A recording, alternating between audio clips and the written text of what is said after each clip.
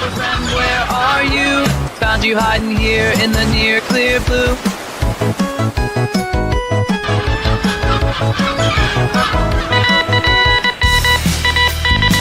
He's been cited by Forbes, The Wall Street Journal, Benny Johnson, Timcast, Dr. Jordan B. Peterson, and even the United States government. Hey, the Pro Show is on. Awesome! Let's turn it on. Guys? Where'd you go? Morty, let's check in on Brian Johnson's new trilogy. Okay. I bypassed the compressor. What did you do, Ray? Son of a... That's gonna leave a mark. Now, he was okay, after 6-7 weeks. Okay? They get over it. Kids are resilient like that.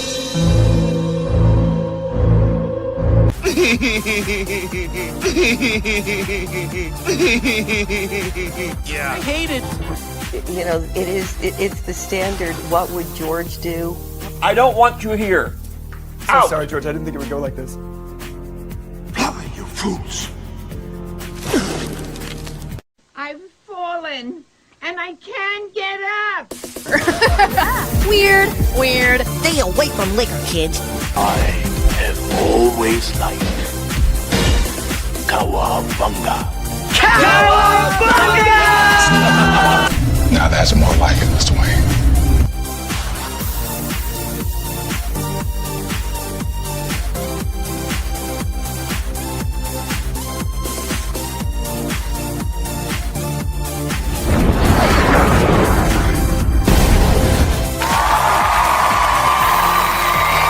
It's about how hard you can get hit and keep moving forward. How much you can take and keep moving forward. The Force will be with you, always. That's how winning is done. I am vengeance. I am the night. That's what she said. I am Batman. If I won tonight, I would come home and we'd celebrate. Well, I'm coming home, we're celebrating. God bless you all. Watch your habits, for they become your character. And watch your character, for it becomes your destiny. What we think, we become. It's scooping time. Ladies and gentlemen, boys and girls, in just 2 minutes, the lighting at the Magic Kingdom will dim for the performance of the Pro Show. We hope you enjoy and have a magical, truthful time.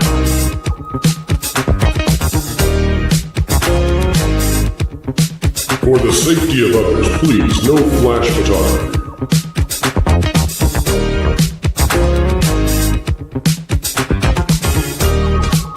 And welcome to Provision 3D. Alright, everyone, put on your opera glasses.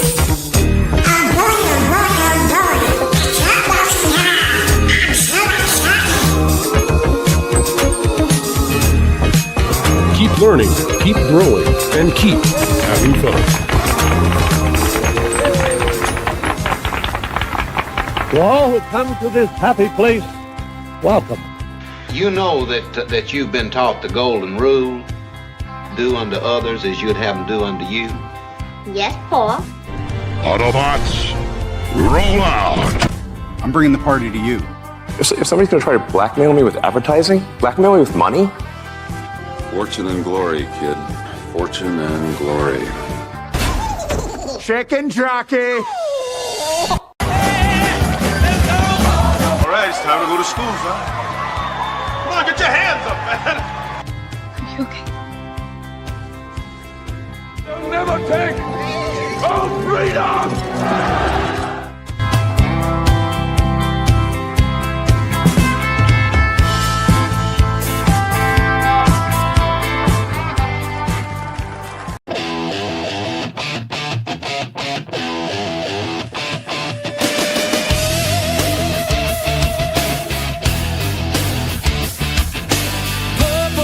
Potatoes, fried green tomatoes, arugula.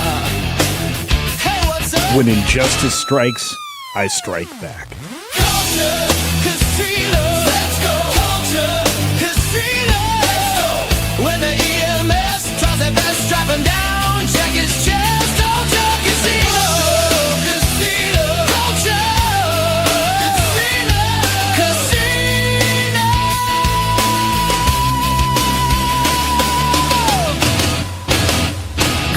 Culture Casino. Let's go. Culture Casino.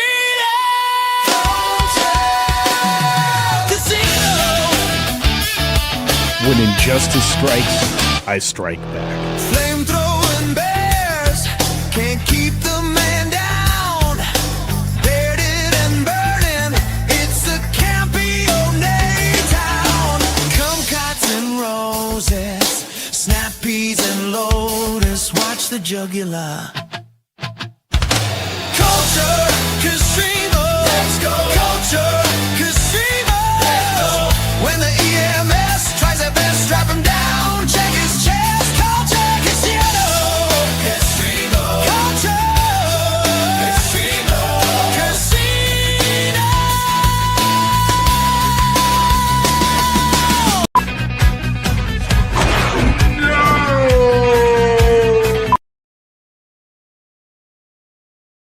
Shorn Lauren emoji.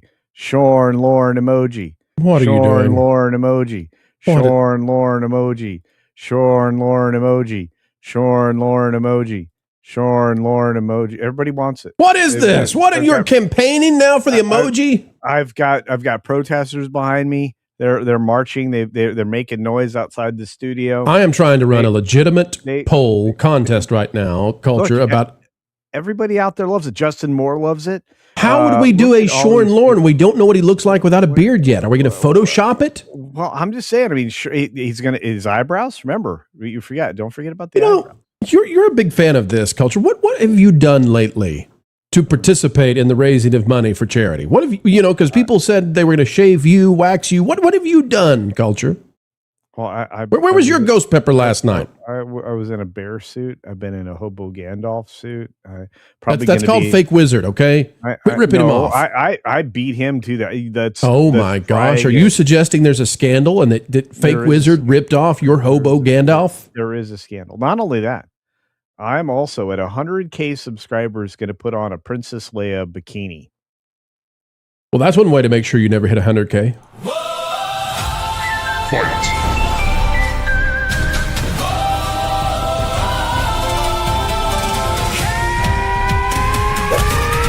It's time for fake wizard, real fighting.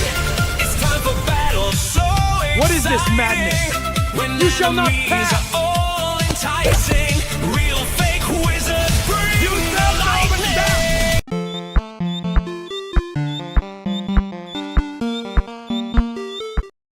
Can you believe, Nat, that this guy is trying to take credit for fake Wiz and his outfit, his get up? This is so pathetic. Even for you, Culture. Nat, I can't believe this. I really want to see that. You want to see what? You want to see him in a Princess Leia bikini? Well, better him than I am a married Mike Zero would tell you. Let me tell you something, bro. Oh, no. Culture was the very first one to ever get the hobo Gandalf suit together. Oh, no. I'm just saying, I found this amazing flash drive in a Burbank studio parking lot. and Culture it has clearly all had the caffeine today. If I you've have. clearly had caffeine, I'm very worried about what's going to happen now. He's in full Culture mode. I am. All right, folks. Well, one thing's for sure. We will not offend you the way that somebody out there in the Disney space is offending others. We shall not. And if you're worried about poor Pro after the ghost peppers and the haggis last night, I've got an entire bottle of water just to keep me cool today. Let's go ahead and do the click it and sip it. Folks, you grab your beverage, click that like button, and then sip along with us. Click it and sip it. Culture, what you drinking? Water. I just finished my coffee. I've got water. Nat, what In are my- you? in my Bucky's cup. Nat, what's la bebida hoy? Coffee with as much sugar and creamer as I can get to make it taste kind of like Starbucks. And I've got we've got some water with some gas in it. All right, here we go. 3, 2, 1.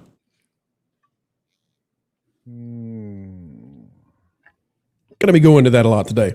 All right, so the review on haggis last night, if you didn't watch, Packing Protons paid me to eat haggis for the first time in my life. And I would say it's the chocolate cake of the meat world. If you've ever had like a really, really rich chocolate cake and it's good for about 3 bites, and after that you say, nah, it's too much for me. That's haggis. It's like really tasty, which was shocking to me. I thought it was gonna be gross.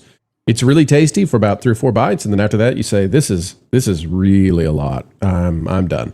So that was haggis. I would definitely eat it again. I think it's like a holiday food. You could do it. But I was surprised I liked haggis. Nat, have you ever had haggis before? Yeah, it's good. It's sustenance food. Oh, it's definitely sustenance. It's heavy. And then the ghost pepper last night was very interesting because I've eaten raw ghost peppers many times. And last night I took a bite, and that was the hottest ghost pepper I'd ever had. I immediately realized, oh no, I'm not going to be full of bravado on the Pro Show. This is a problem. And then Culture is just informed me this morning why the milk didn't help. And that was what was really bothering me last night is, so I take a bite of this ghost pepper. It's way hotter than a usual ghost pepper, like way hotter. I think I must have crunched a seed. And so the look on my face was, we got a problem. Like this is going to be a problem, actually. And so I immediately, after I realized how hot it was going to get, I probably went 10, 15 seconds. And then I said, okay, we're going to have to do milk. Like I can't do what I usually do and tough it out. Like we're going to the milk. Culture, you were explaining to me before the show, because I didn't understand. I was drinking the milk and it wasn't doing anything. Yeah. And so I had sweat and tears and all that kind of stuff. Culture, what did I do wrong? You didn't have full milk fat. You had skim milk. You had no milk fat. Nothing was cutting the burn. That's true. You need that milk fat, my friend. So I made ice cream is really good. I made a critical mistake, Nat. I did not think about that. I'm trying to be healthy, and so I drank non-fat milk. Oh. So, Culture, you're saying that because I drank non-fat milk, you did nothing. You drank water. Well, that explains. Yeah, you had water with glue in it. That's what you drank. Well, because it was actually spreading it in my mouth, and I was sitting there thinking, I'm in such. And you guys were like, just hold it in your mouth, man. I was thinking, there is nothing happening here. I am receiving stings from little hornets inside my mouth all the time. So you poor man. Because you need the fat to bind to the molecules that create the heat. Yeah, Nat, this is why you're going to be on the late night shows, to save me from my stupidity. Heavy cream works. I wish I'd had that. If you're preparing a hot pepper dish, or you want to make something that has the lovely flavor of all these great, like habaneros. Like habanero ice cream is delicious because the ice cream takes the heat out of the habanero because of the milk fat. I don't like the flavor of habaneros, though. They're the only pepper I don't like. What? No. Oh, no, they taste awful. Oh, you're crazy. Anyway. Except what is it called? Chocolate habaneros, which are not actually chocolate. It's just a breed of the habanero. They're wonderful. No, I'm just saying, it's like if you slice up your peppers using nitrile gloves, don't do it with your bare hands. You're asking for trouble. You dice up your peppers. You put them in a bowl of regular whole fat milk, raw milk, and that will take the burn out of it and give you all the flavor. And so if you're going to like do a stuffed, let's say a stuffed pork loin, a bacon wrap stuffed pork loin, which I make delicious pork loin. That's how you do it. You put all the lovely peppers in there with your cheese and your cilantro and maybe some Italian parsley and other things. You stuff it up, and then you have this deliciousness that gives you all the flavor, but none of the punishment. Well, I'll tell you, there was punishment last night, and then because I thought, this looked so badly to drink the milk that quickly, even though now I know it made it worse because it was non-fat milk. I took two more pieces of the ghost pepper and ate it for the audience. So today I'm feeling a little ghost peppery, little burny. I've got the hangover. No, I don't really feel a burn, but like my head definitely, it's a thing. It's a thing after you've had something that is that hot, especially when you've taken 3 of them. All right, Juliet, out there for 5. What'd you say, Nat? And then it moves lower, and that's where the real trouble. Juliet, Nat, you don't have to remind me of what my future entails. Emphasis on the entails. Juliet for 5, evening pro panel and pro rights. Everything's all right when Juliet is out there. Packing protons for 2 the day after. How's the Twilight doing? No issues with that quite yet. That'll be another journey for another hour. Flying blind on a rocket cycle for $1.99 for Pro's Toilet Paper Fund. Pretty sure it'll just scorch it. Culture Casino for 5. Okay, everyone, now is the time to vote for the Shorn Lorne emoji. Make your voices heard. Oh boy. We're supposed to be giving like Caro or Nat an emoji, and here you all go. You want a Shorn Lorne. Shorn Lorne emoji. Shorn Lorne emoji. Look at these people. This is cheating. Did you pay them? Is this a Soros thing again? They want this. These are the real fake people. You want us to believe that is organic and authentic. I've got real people fake protesting. Real fake people protesting. I don't have a theme song yet, but you figure it out. Chef Eddie for 5. Pro will return in Mission Impossible Ghost Pepper Protocol. I will say ghost peppers are delicious if you can taste them. Mark Fields for $4.99. Wings for Wilton. Positive vibes to all of you wonderful people. Can I say something in your defense? You and I both sampled a beautiful ghost pepper sauce at a barbecue joint we went to together, and that was really good. That ghost pepper sauce was good, and you took that a lot better than. Listen, given that I was drinking something that provided no comfort, and I thought it was supposed to, I think I did pretty. I mean, a lot of people do the hiccup thing, and all that, and I was fine. I was fine. Go fund yourself, Bob. Don't give him wings. How did that happen? I didn't even hit those buttons. Don't give the troll wings. Burnouts for $4.99. I watched Mutiny by Jason Statham. Good time. Statham kills human traffickers with fishing supplies, hooks, and a spear gun. Not woke at all. I got to say, those are the kinds of things that should delete such people. Hooks, spear guns, and fishing supplies. I don't know how you end somebody with a fishing supply, but I'd say it's interesting. The Wigglers will get you. Jim Butler for 2. Pro, has your mouth cooled down yet? Yeah, no problem. Kenny Other for 5. Pro, no more foot and mouth syndrome. Eventually you will find that mutation that bypasses the compressor. Oh, Ray, what have you done? What have you done, Ray? We've got Juliet dropping 550 joules, says stay hydrated and stay thirsty, my friends. Justin Moore for 2. Shorn Lorne because culture is shorter than him. Oh, is that what this is about? Is that what this is about, culture? Are you angry? It's a fabrication. Did Lorne upset your fifis because he told people that he's taller than you? Which is a lie. So now, wait a minute. Culture, we need to come up with a list of internet personalities who are in fact shorter than you are, so that Tim Pool. Me. Tim Pool is shorter. Nat is shorter. Carolyn is shorter. I'm tiny. Nat, So you're is Steph- 5'1". Nat, you present much differently on camera. I would have thought you were 5'8". Yeah, she's very much taller. Yeah, I have remodeled Nat in my mind now. Yeah, that's right.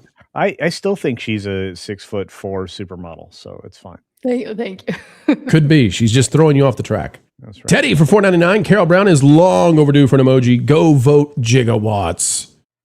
See, culture, your effort is already falling apart. Look, it's hard to argue against Carol because I love Carol. I think she's great. Nat and Carol deserve the emoji. Did you see she celebrated publicly a lovely anniversary? Was it the 20th or the 25th? It's a lot. It was much of them. Not as many as me, but much. Many muches. Mags of London for 6 joules, dropping the chili. Thank you, Mags. We won't put the ghost peppers in that. J7 for 5, sitting in love from work. This will unfortunately be my only interaction today. Well, Jay, you're still the letter of the day. Let's see if it works. If we click the button, well, it put us in up close, but that's okay. Jay, this is for you. The letter of the day is J. Jay. Yeah. Thank you, Jay. Let's see. Continue right along. We've got Full Metal Architect for 2. Click and sip it. Needs a barbershop quartet jingle. Yeah, I think click it and split it also might need a jingle, but that's for a different kind of show. Click it and sip. Yeah. Do. Cameo for 5. Breaking news. Real life fake wizard is a fake real life fake wizard. Per the flash drive resources of the Purple Potato Dr. Disaster's Insiders. Our culture, can you either confirm or deny that Wiz is now using thumbnails and thumb drives? I don't think he has thumb drives, but I do think he has access to great fake material. And great thumbnails. He does. Oh, yeah. Just Jay. That's true. Just Jay for... Wait a minute. It's a battle of the Jays. What is going on? The letter of the day is J. Jay. Yeah. Different Just Jay for 5. When Alton Brown was on Hot Ones years ago, he said fat or alcohol to handle the heat. Yeah, and I did neither of those. Milk I just spread all of that heat with non-fat milk. It was a genius move on my part. And then wondered, why is this hurting worse? What have I done? Kayla for 5 is pro joining the Red Hot Chili Peppers. Da-da-da-da-da-da. Culture. Stuffed bell peppers with a ghost pepper sauce is also delish. Ooh, that sounds good. Okay. And Teddy D for $4.99. Pro, skip the TP and go straight to the baby wipes. Yes, we may all be sounding like babies after eating ghost peppers when the exit strategy becomes clear. The evaporation of the alcohol is a cooling sensation, I imagine. So there you go. It also helps dissipate the molecules, the heat molecules. It might even disinfect. You don't know. Yeah. All right, so let's go to this one because we got a couple of we got a boo bird out here a little bit, and I'm okay with that. I'm Demand 12,000 or 1,200 says, what happened with talking about the Odyssey? I thought you said it was going to flop and cooked like a goose. The movie made 1.3 billion. I thought woke was dead. I thought woke was not profitable. Pro. The Odyssey, as you all remember, I predicted it would make between $850 and $950 million. It has exceeded that. It's at the end of the run now. We're at 1.3 billion. Remember that if the Odyssey had an average ticket price that was equal to the other movies of this year, it likely would be under $1 billion. It's heavily dependent on IMAX, and it's been very dependent on pre-ticket sales. But there's no denying that it's cleared the break-even, which was an astounding, amazing $1 billion. It's now in $300 million profit territory. The problem for the Odyssey is that it has an arch nemesis, and that arch nemesis is Spider-Man. Spider-Man coming in and doing what Spider-Man has done means that the Odyssey has lost all of its headlines. And why am I not doing stories about the Odyssey? Because even if it's doing this amount at the box office, if I do a video on the Odyssey lately, it gets no views whatsoever because nobody cares about it. And that's the interesting thing about this. It very much is similar to Avatar from 2009. Avatar made a ton of money. Nobody bought Avatar toys. Nobody cares about Avatar. And the same thing I think is true with the Odyssey. It's a very expensive film to see. It's made its money. It'll make $300 million in profit. But compared to Spider-Man, just blasted off of the headlines and off of the front pages because Spider-Man at the same time is aiming to be the third biggest box office ever, maybe even the second biggest. We'll see how this next weekend goes. So there you go. Chef, what are you doing? What is going on here? Why are we doing Go this? fund yourself, Bob. Oh boy. Archer is out there for 5. The fans know quality versus patchwork, present versus past. No amount of gaslighting changes that. True. And Detail Devil for $4.99. Get ready, folks. Detail Devil knows how to use an economy of characters like nobody else. Brink of War. Let's see here. Female DEI, CIA, bit player shown, Reagan savvy, feminist pals impressed, rivals of Amazon, Aya King, amazing, McConaughey great, first and a half, ingenuous veiled villain arc bad. Detail Devil, you've now reached a point where only AI can understand. And I don't know if that's good or bad. It may mean that you've reached a new level of communication evolution, or it may mean that delirium has set in. But either way, Culture, anything to say about that? Nat? No. There we go. All right, folks. Thank you, Detailed Devil. Let's talk about this Disney Civil War that's happening out there right now. And it'll be the first story up on the docket. Folks, we're going to rock it. We're going to be kind. That's all we know how to do is be kind. We're just nice people around here. Even if some out there online are claiming, you don't like what I like, you're not one of us.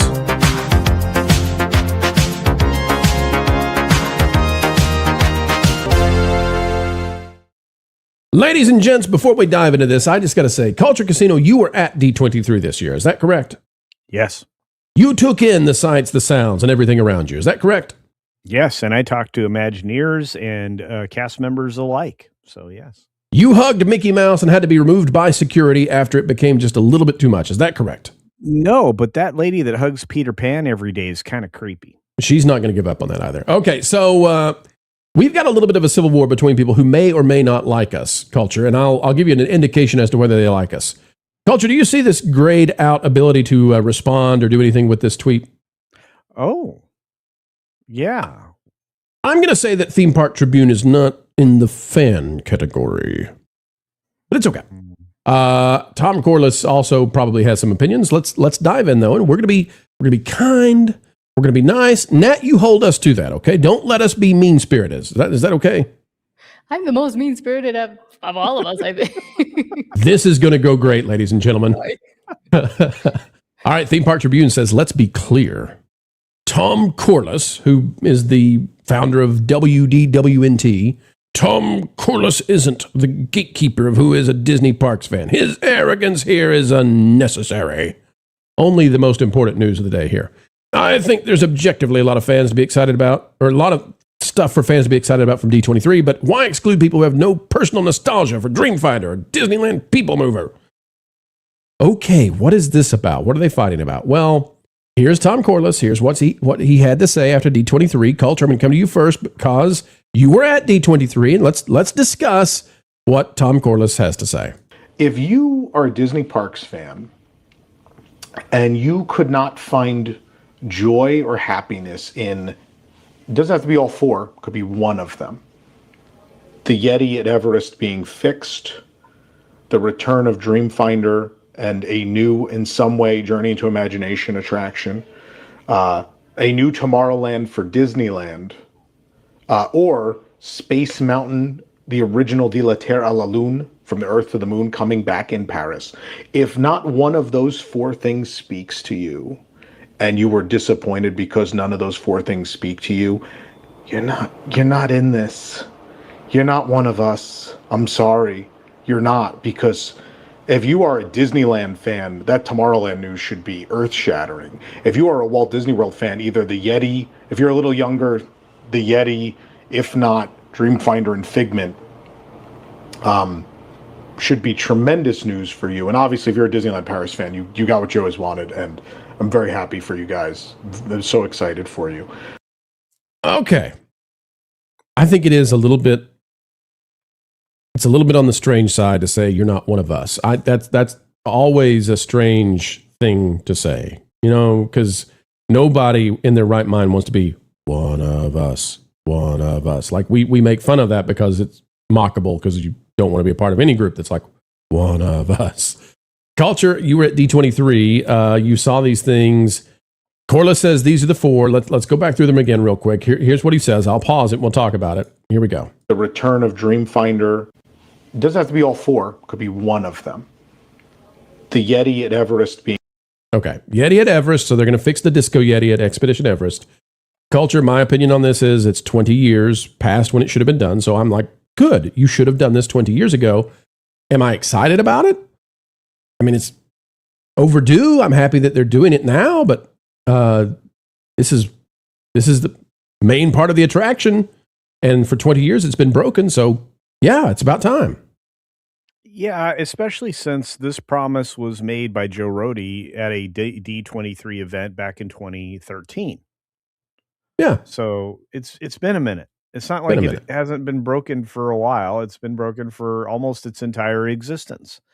And it's been promised multiple times. And then, of course, Joe made the promise. Then he retired. So, right. Yeah. Okay. It's just, Next.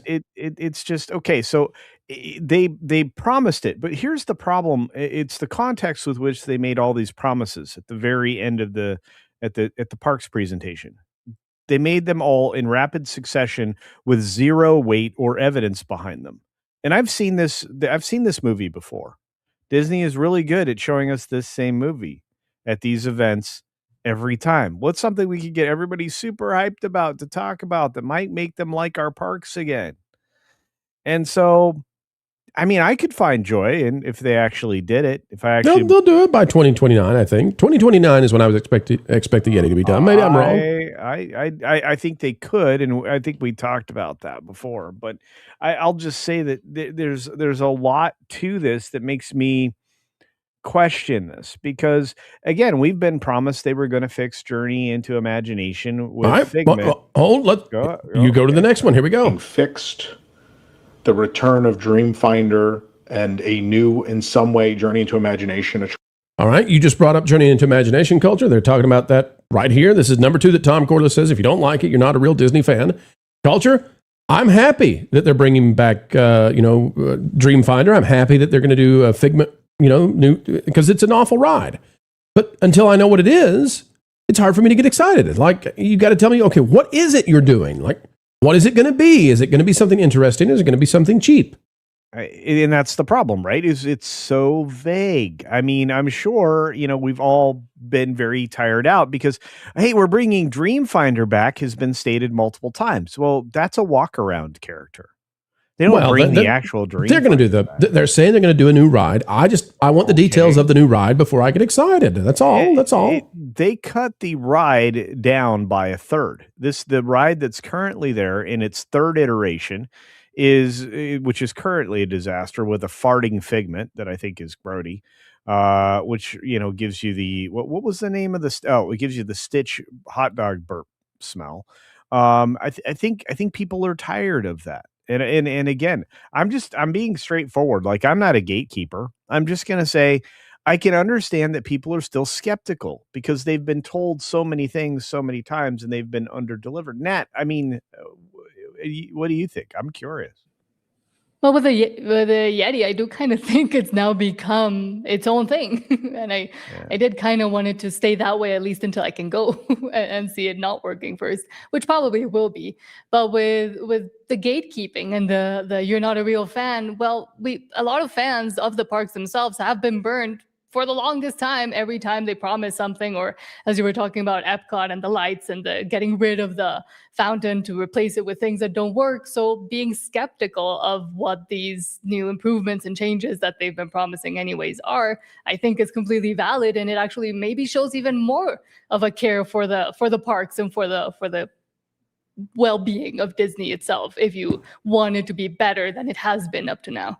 Nat, that's a really great point. If I were Disney right now, this is really funny, or at least I think it's funny. I think you've kind of given me an epiphany.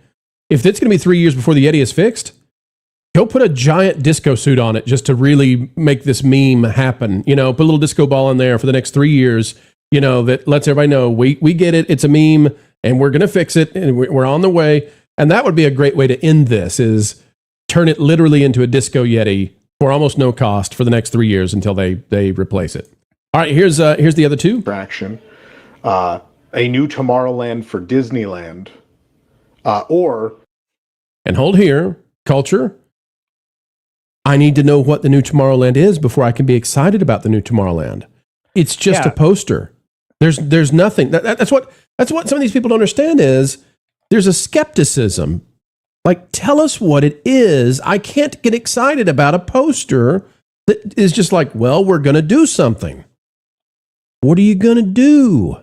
Well, and look, I mean, the only thing they have left at Tomorrowland that I think is of substantial value at Disneyland is Star Tours. So what, are you going to relocate Star Tours somewhere? I mean, you need to gut a lot of this area, and they destroyed the like another attraction that they had, Journey into Imagination, in favor of a queue for an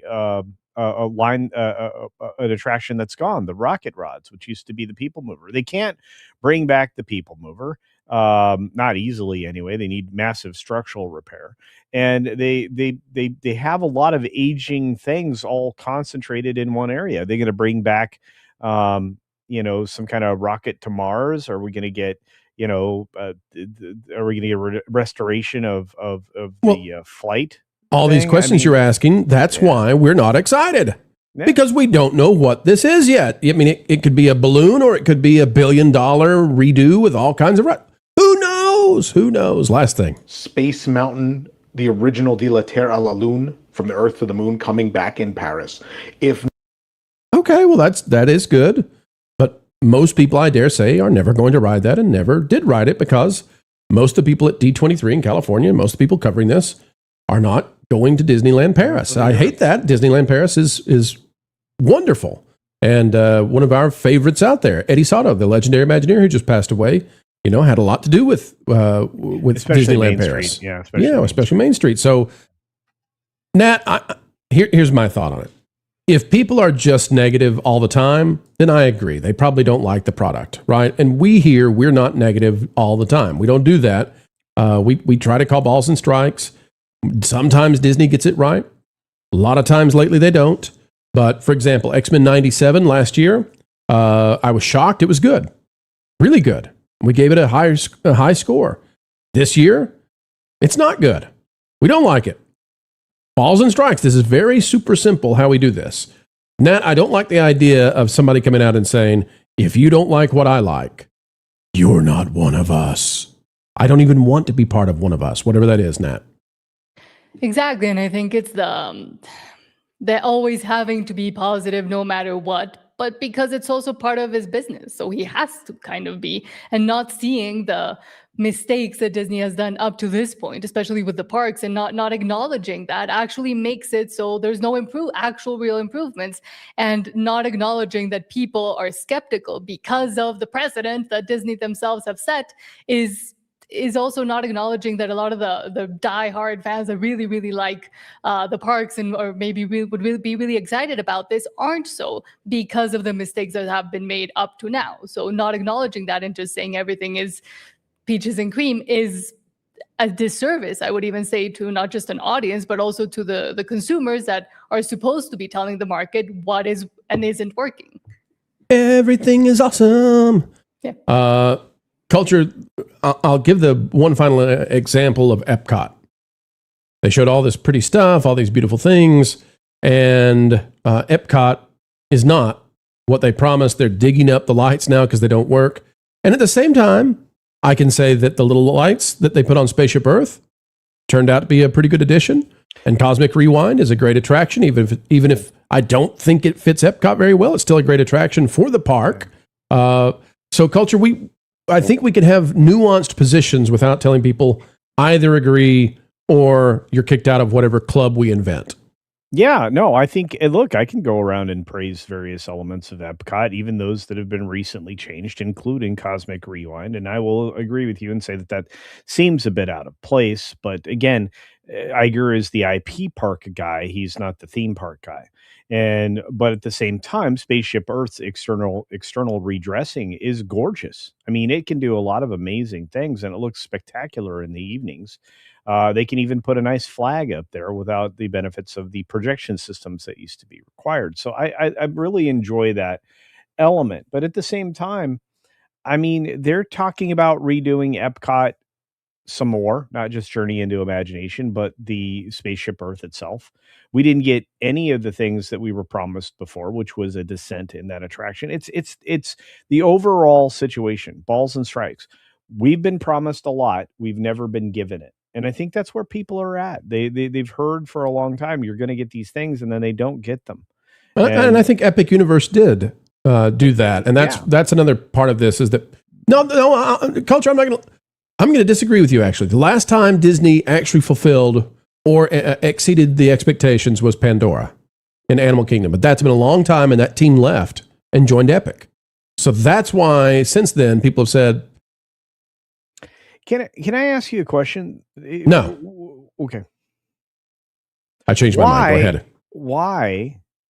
Why do we consider something a land when it only has 2 attractions? Why is that quote unquote a land? Well, because in the case of Pandora, it's definitely more of a land than like Liberty Square is. So it's immersive. You're in there.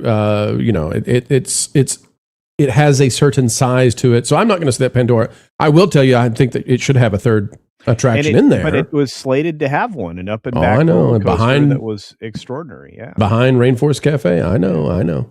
All right, but folks, that's where we'll leave it today. You tell us.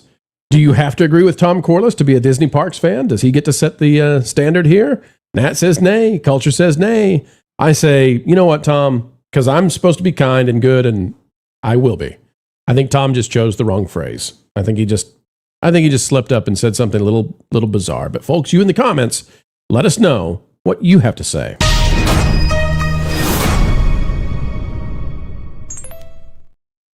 The state of California is mocking Paramount as they attack them and leave little doubt this is all politics.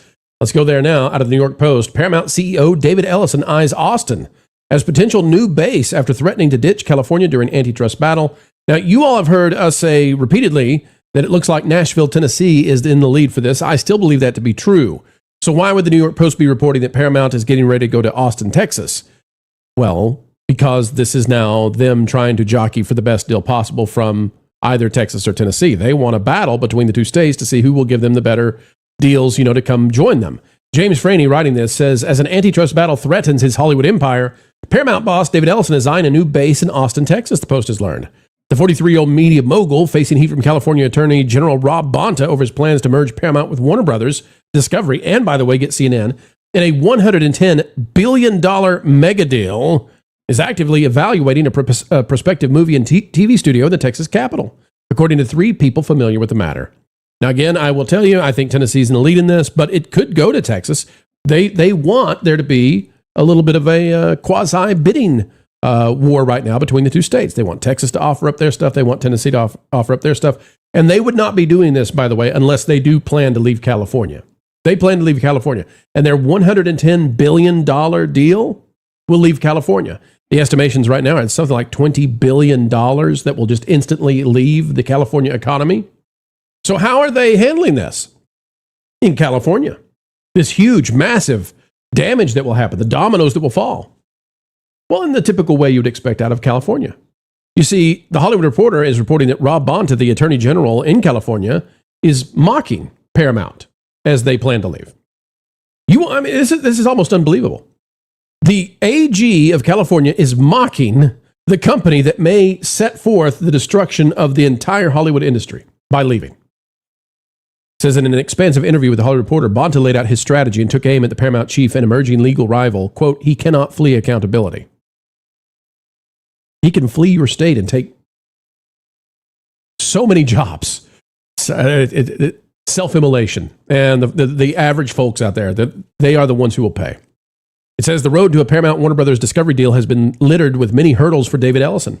The would-be mogul has cleared them all, save one. That's right, he's cleared the EU, the UK, the US. Everybody has approved this, except for a state, backed with other blue states that just want in on the buzz. It says Ellison in recent weeks has sought to beat back Bonta with a slew of moves. Bonta has been relatively silent on these moves, talking about them trying to leave California, and they probably will now. Giving few interviews, but he spoke with the Hollywood Reporter on Thursday, offering a mix of rhetoric, both fiery and eye-rolly, about what the Paramount owner has been doing. Now, when they say that the AG on the other side, on the left side, has been eye-rolly, what that's telling you is that he's even losing now the Hollywood trades, because the Hollywood trades know what's going to happen. Here's what's... it says, this is one of the first questions they ask him. The past few weeks have certainly brought a lot of effort by David Ellison to put pressure on you on multiple fronts, the media, the industry, the courtroom. He says, I just don't think it's going anywhere, the AG. There's no basis for it. Honestly, it seems like they're grasping at straws. The judge already decided the temporary restraining order on the issuance of a bond, and she said no. Paramount voluntarily, on their own, without California forcing them to, decided to enter into an agreement with Warner Brothers for this ticking fee. They're very sophisticated, and they decided to do that. Because they had guarantees, I'll guarantee you, behind the scenes with the U.S. government. And now there's this little state that's trying to block them. But here's the thing you need to see. The question comes in. The threatened move out of California is another stick Ellison appears to be using to force you to think about a settlement. Is it having that effect? $20 billion will immediately be erased from the California economy if this happens. And other studios, smaller, I guarantee you will head on out. Here is the response from someone who is supposed to be acting in a, in a non-biased way. Quote from the Attorney General. I literally envision them sitting in a war room saying, we're getting our butts kicked. What can we do? What rabbit out of a hat can we pull to try to impose some pressure on the Attorney General? We know the Attorney General loves having jobs in California. Maybe we can threaten to leave. It's a Hail Mary, but let's try it. Anyone else got anything better? I don't know that they're thinking. I do know that it's not working. If their goal is to apply pressure, no pressure felt, no pressure applied. Honestly, it reveals more than it tries to impose. What it reveals is that they're on their back foot, they're reeling, they're losing in court, and David Ellison has to explain why he's talking out of two sides of his mouth.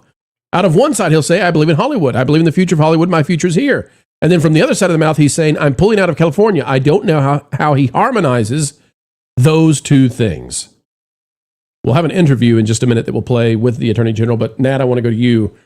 This Attorney General is destroying his state.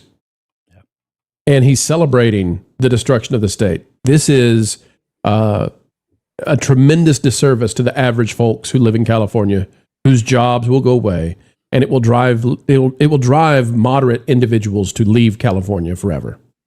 And also, if someone is looking at leaving or an entity or a province, for example, in Canada, the last thing you want to do is to get them to want to leave faster by criticizing them and essentially putting them on the spot to say, well, you're just proving my point as to why we don't want to be here anymore and why it's not working, instead of trying to fix the things that are making the Paramount and Hollywood break down and essentially need to leave the state because it's become so impossible to film anything there. No, let's just criticize them now that they're actually making the moves. That's the best idea they can get, I guess. They're mocking that the idea of the entire industry perhaps falling apart. They have no concern about their economy. It's a one state or one party state, and there's no party anymore in California. And I also think it's this backlash or this criticism of companies looking at what's best for them, which is leaving the state, is just a reaction because they know, I think deep down, the AG has to know how important it is if more and more companies start leaving because of obvious reasons that they don't want to fix. So they're just going to continue to lash out. And that is the tactic now of the modern age. Culture, there are many, including Fake Wiz, who say that Paramount has made a terrible deal and set up a way to be in this situation. But I also think that we have to go back in time. Now that I've thought about that argument, Paramount was trying to beat Netflix, and at the last minute there was enormous pressure, and I don't think Warner Brothers wanted. I don't think that Zaslav wanted to go to Paramount. I think he wanted Netflix, and so Paramount had to offer these incredible, deals. Right or wrong, wise or dumb, they had to make these offers in order to get this deal done. And here they are. And California, which happily approved Disney getting Fox, which was a bigger buyout, not monetarily, but in terms of size and influence. Now, California says, oh, no, we don't agree with you politically because you're a centrist and you want CNN. So therefore, we will punish you. We will bring you to your knees and you're not allowed to leave. And if you try, we'll mock you. It's wild. Yeah, but honestly, California has been setting itself up for abandonment across every industry. It's not just Hollywood. I mean, Hollywood's just one of the many elements that California is shedding, whether they want to or not. If you were operating, let's say, even a small studio, as you suggested towards the beginning of this segment, like let's say Lionsgate, you're located in Santa Monica, California. You have regional places where you do your productions across the country. You don't have necessarily everything dedicated to just California, so you can pick up and leave. So if you want to talk about studios that can pick up and leave, because they're not going to be able to stop Warner Brothers Discovery from going through, they might be able to delay whether or not CNN falls under Barry Weiss's purview, but this is still going to happen. They really don't have much of a case, and I went and looked at what their antitrust authority is, and this is broadly exceeding it. So, the arguments in court, the fact that the judge is in the bag for one particular side of the equation or another is a different conversation. But you've already had California suffering a massive loss of over a dozen high-profile multi-billion-dollar corporations bailing out on the state. Tesla left, Chevron left, SpaceX left, Oracle left, Hewlett-Packard Enterprise left, McKesson, the most liberal neo-Marxist corporation ever, is out the door, along with Charles Schwab. And why would you stay in that state? There's more oil companies that have left. You have to consider they have to import their avgas now because they don't have the refinery capacity to produce it in that state, in Oregon or in Washington. So they're bringing it in from other Western states and central United States because they have destroyed via regulation, taxation, and other in other manners the ability to have companies produce for them in California. And that's not just happening in entertainment, which is why Hollywood starts are down 50% across film and television. And it's why you're looking at the earnings potential of California. You suggested they were going to lose how many billions? Because I think it's twice what you're saying. Well, annually, 20 billion possibly out of the economy. And I think it's more than that. I think it's more like 40 or 50 billion. Because I think it comes with a lot of other industries. Consider this: when we had the the global crisis. I don't want to say what happened, for years where we were trapped indoors in our homes in parts of the country. But I'll say this. During that period of time, we saw what happens when the businesses that are supported by the other elements around them aren't allowed to be open. Restaurants, catering enterprises. We can go through the whole list of failures that occurred in California. Right, the cascades, yeah. The cascading effect, just like a power failure, the cascade effect will cause massive disruption, not the kind that you want, across these industries. So yeah, if you're a Hollywood studio, if you're Paramount and you're threatening to leave, there's reasons to do so. One, you have a better tax option in Tennessee. Two, you have the talent already in Tennessee and in Texas and in the Austin area as well, as far as creatives go. Three, you're going to have to negotiate new union contracts in if you actually decide to do business within the unions. Four, you will definitely pull Warner Brothers Discovery eventually out of this chaos. And when you do, all of that moves. Five, other studios are going to chase you because talent is going to leave town to go work where they're needed. And six, well, you've got a failing and struggling economy because of your cost of living. The state of Texas, the state of Tennessee, and I was going to suggest Nevada until they got on board with the blue state, paradigm here. Well, that's why they need Marty O'Donnell more than ever. Yeah. Culture, let me add to what you're just saying, and then we'll get the interview with the AG that's on CNBC just breaking. You all remember perhaps that Delaware, there was a judge that stepped in and did something unprecedented and said, Elon, you're not going to be able to receive the money that you're guaranteed in your contract with Tesla and that the shareholders have approved.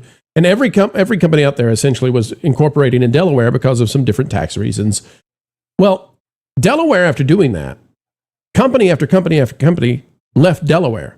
Yep. And now they call it Dexit, right? It's still going on to this day. You've got this from Hughes Blackwell saying, is Delaware losing its corporate crown? Yeah. And is Texas or Nevada next in line, right? I mean, it's funny. And they're calling it Dexit, and they're freaked out. Delaware's freaked out. And guess what else, folks?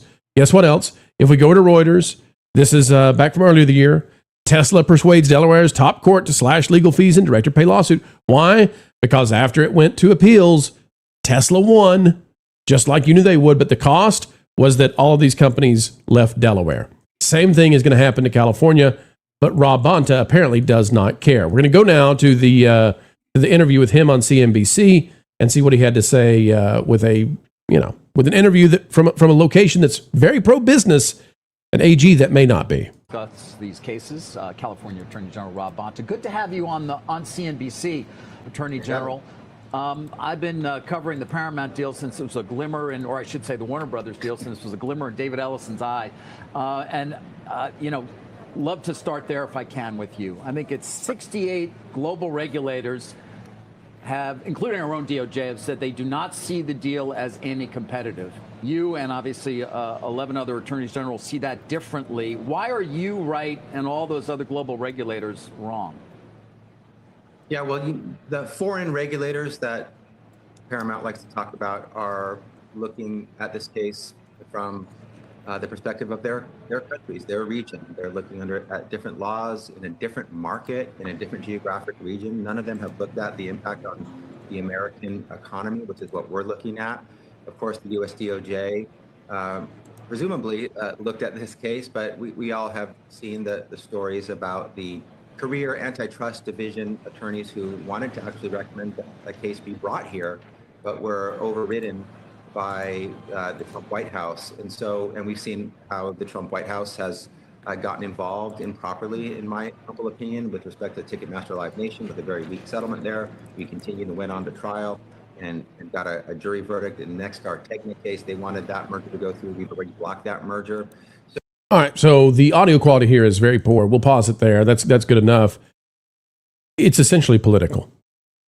And he admits it. He says, well, in Europe, they're only concerned about their economies. And okay, fair enough. And then he says, here, we're concerned about the American economy. Well, no, this is going to damage the box office. But if Paramount succeeds in buying up Warner Brothers and then takes all of that somewhere else, which economy does it hurt?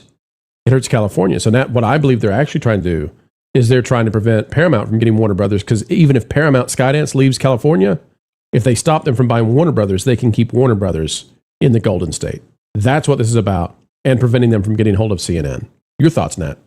And of course, the Trump issue had to come up. They can't keep it out of their mouths, but it's also, I think it's also a way to continue to make excuses and blame the wrong thing, which they've continuously done. But if they didn't have the restrictions they had on filming, and if they didn't have the insane tax schemes that they have, and if there weren't other states that were trying to attract all of this, well, then they should start looking at that before start criticizing companies that are seeing where they can do the best work and best money, and again, continue to earn money. Every time they increase taxes in a state, like is happening in New York, a bunch of people leave, and they're saying, oh, we're going to continue to be able to tax them. And no, because people aren't dumb and companies aren't dumb, and they're going to go where they are able to make better business moves, which is not in California for the longest time. They're definitely intent on making sure nobody wants to set up their next tent in California. The question is, and I love what D.L. Fendel says, his humble opinion, he's never had a humble opinion in his life. The question is, will it be Texas or Tennessee? When you see them start talking about Austin versus Nashville, just understand that means they're moving. That means they're moving. We don't know which one yet, because they want to start off the battle to get, they want to have these states battle to get them. They want to be somebody's, and they want to get the best deal they can. But they're moving. They're out of here. They're done.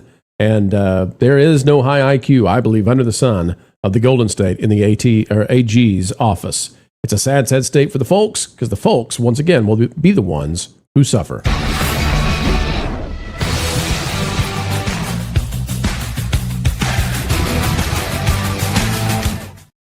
All right, ladies and gents, we know that our superstars have a lot to say, and it's the kind of things we need to have on the screen.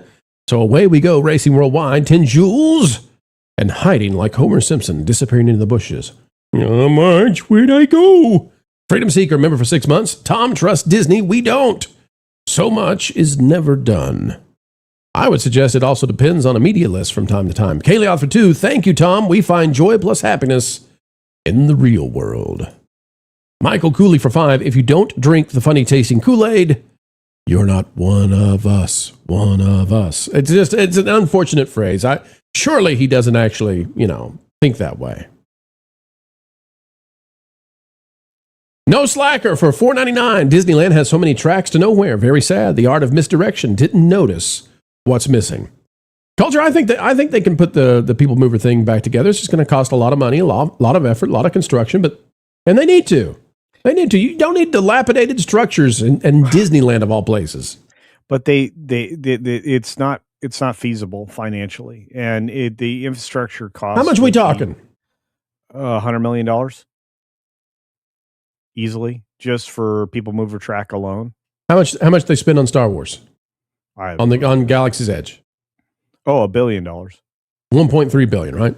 Yeah, but here's the problem. So it's 1/13 the cost of Galaxy's Edge. But we're just talking about the track itself.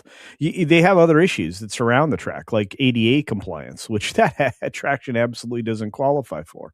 Not to mention the fact that the line that originally fed it is gone. Turn it into a thing where there's a parade of characters that goes around Tomorrowland every so often. Doesn't have to be even guest. Doesn't have to deal with ADA. Okay. I don't care. Find some way to fix this where it's not a dilapidated structure. Well, I mean, they can just dress it in lights and stuff to distract you from the fact that it used to be something more impressive. But like you said, how is that improving Tomorrowland? See, the problem is they promised to improve Tomorrowland. And just like with what they did at Magic Kingdom, it gives you a necessary downgrade. In fact, that's what Disney's Imagineering department should be called now, the necessary downgrade department. That's for those who don't know, that's what they called Tiana's Bayou Adventure. What was the exact phrase they used for that? That was a media personality that said it was a necessary downgrade because it couldn't be based on Song of the South anymore. Yeah. All right, first Dragon Queen for 5. Tomorrowland equals more girl bosses. Now, normally I would agree, Dragon Queen, but you're going to have to connect that dot for me because I don't get it yet. You're going to have to explain to me how Tomorrowland is more girl bosses. Disco Yeti sounds like a challenge. Hugs for all. Disco Yeti. 365 Ral, member for 15 months. Nat, light it up. Wait, what is that? painted up? What is this? Nailed it. Nailed it. Or sorry. light it up. Oh. You're no fan. You got like an 80-inch TV you're looking into, Nat? How do you see these emojis that clearly? No, I don't know. You're no fan if you deny Disney being damaged. Disney being damaged. Chef Eddie for 5. He never mentioned what I'm excited about. Think of all the walls. Walls after walls. Walls as far as you can see. Walls on top of walls. Walls behind walls. We'll have the most walled kingdom in the world. I'm sorry, Chef Eddie. That's not actually your super chat. Think of all the walls we will be able to see for years to come. Miles and miles of glorious, wonderful walls. As a comment for that amazing super chat, I'm going to say on the days of the cosplay events that were at D23, a couple came dressed as construction walls at Epcot. That's brilliant. Yeah. We've got Wendy out there for 5. Not one of us. One of us. One of us. Disney cult, anyone? Maybe. Snarky to Stinky Fudge Dora for $4.99. Got his hat on, got his shades. Scott Jennings could replace C. Levitt. Caroline as press secretary. Yeah. Levitt to step down for family. Do you really want Scott to leave CNN, though? Really? Really? Well, they re-signed Abby Phillips, so yes. Christian Corralejo for 5. If Disney takes up Pro's Disco Yeti suggestion, would he make a good park exclusive walk-around meet and greet character, or would that be too cringe? Well, I actually think Disney already took something that we did. Because, see, we've watched as the Disney CFO followed Jonas, and we know they watched the show from time to time. On Pro Radio, we did a Disco Yeti song. And it was in the style of disco and all that kind of stuff, a funny song. And at D23, Disney did a Disco Yeti song. I know what they're up to. Am I going to get credit like Lin-Manuel Miranda? Who knows? Packing Protons for 2. Where's my packing challenge emoji? Oh boy, Packing Protons challenge emoji. Packing, we're watching The Gate. Not this Friday, but next Friday because of you. Let's see. Jaxie out there for 10 jewels is hiding and then dropping a gold coin. Thank you so much. We appreciate you. Packing for 5. D-Day thinks the Odyssey is a world-changing cultural phenomenon. Not in a good way, I don't think. Maybe in 3 years, Hollywood will have another IMAX FOMO film. That's a good name for this, a FOMO film. And they'll do the woke thing again, but I don't sense any sort of cultural movement. I'd love to hear Jeremy's thoughts, though. I don't want to assume, that I understand what he's saying, or, I'm guessing that's a distilled or a distillation of like a 15-minute thing he said into a single super chat. So I don't want to assume that. Jeremy's, we all know Jeremy is a genius on the edge of the frontier, so be interesting to see what he says about it. WJB Daily for 5. Now for something completely different. For Pro, navy blazer and orange t-shirt, War Eagle Pro. College football starts in 9 days. It's so funny that whatever color I wear, or whatever combination of colors I wear, everybody then, goes with, oh, I know who his favorite sports team is. So I've got what would happen? So I've got a orange shirt here, and I got the blue blazer on today.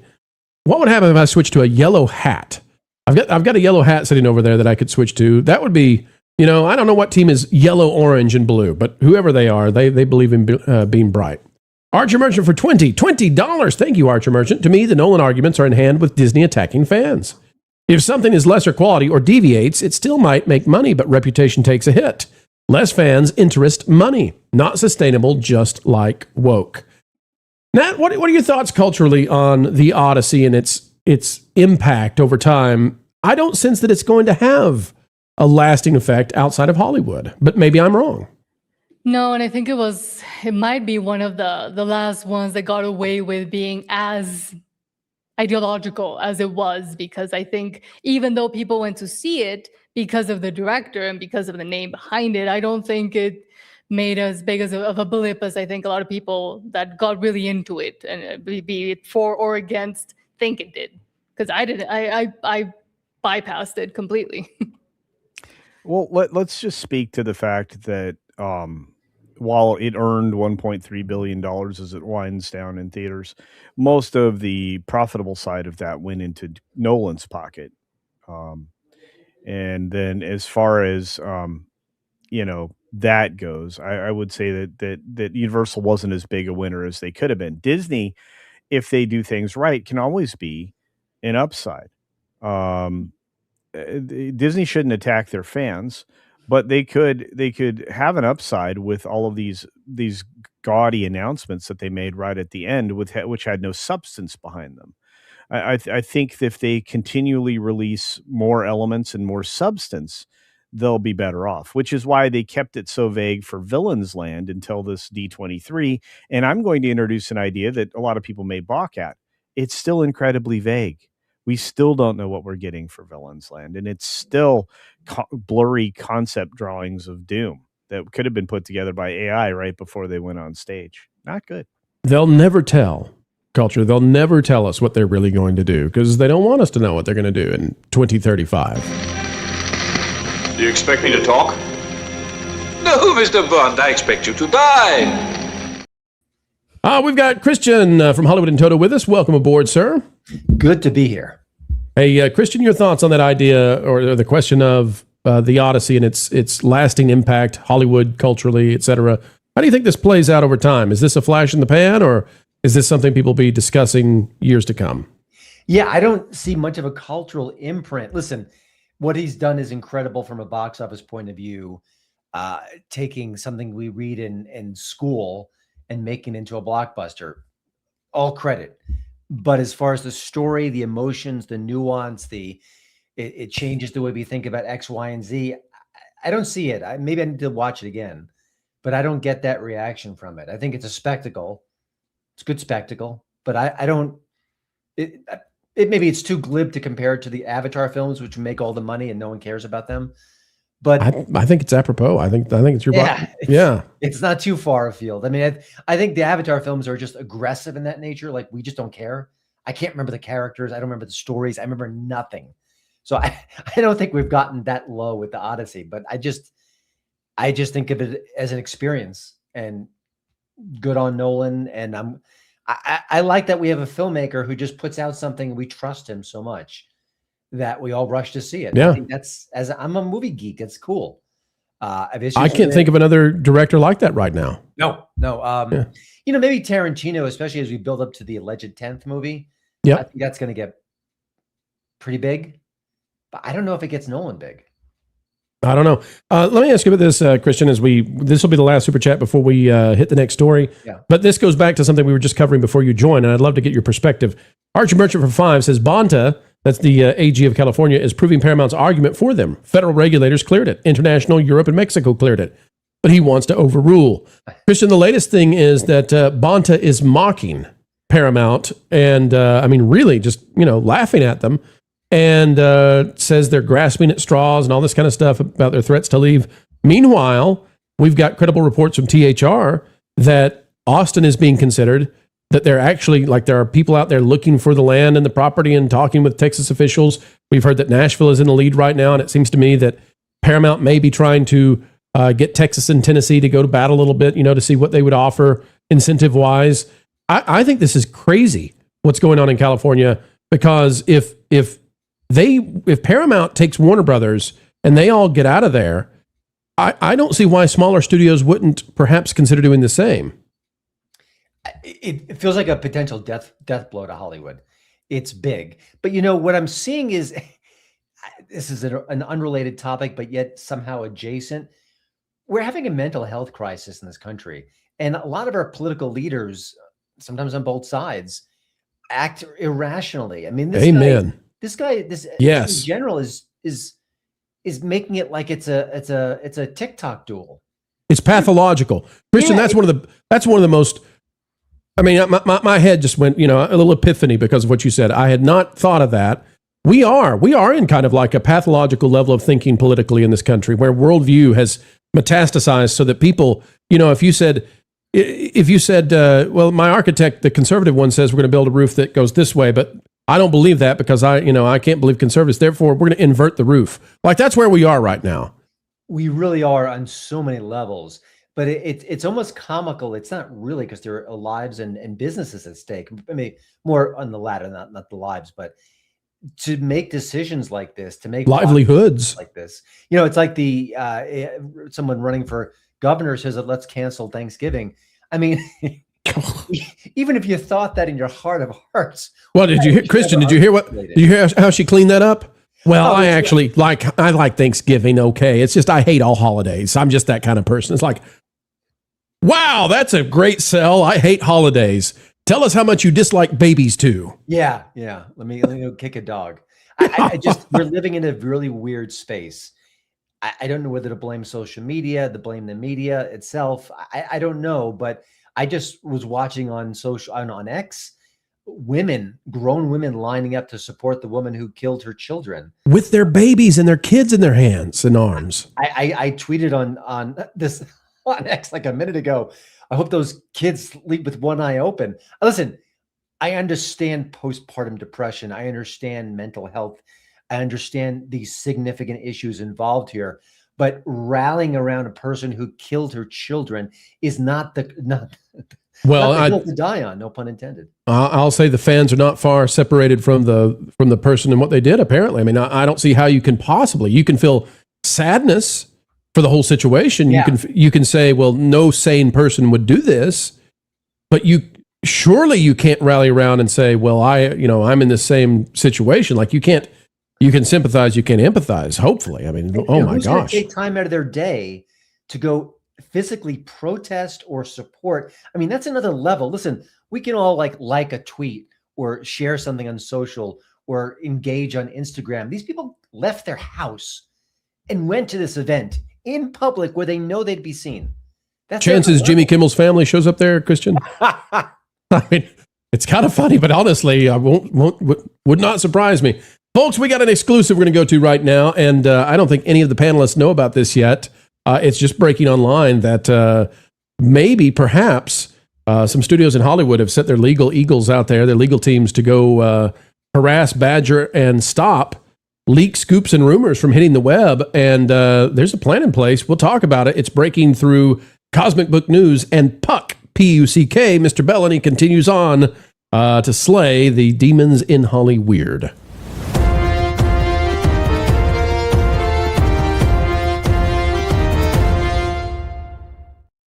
There's an entire economy out there that has to do with getting early leaks and scoops and rumors and all of this sort of thing from movies and TV shows. And it's been going on forever.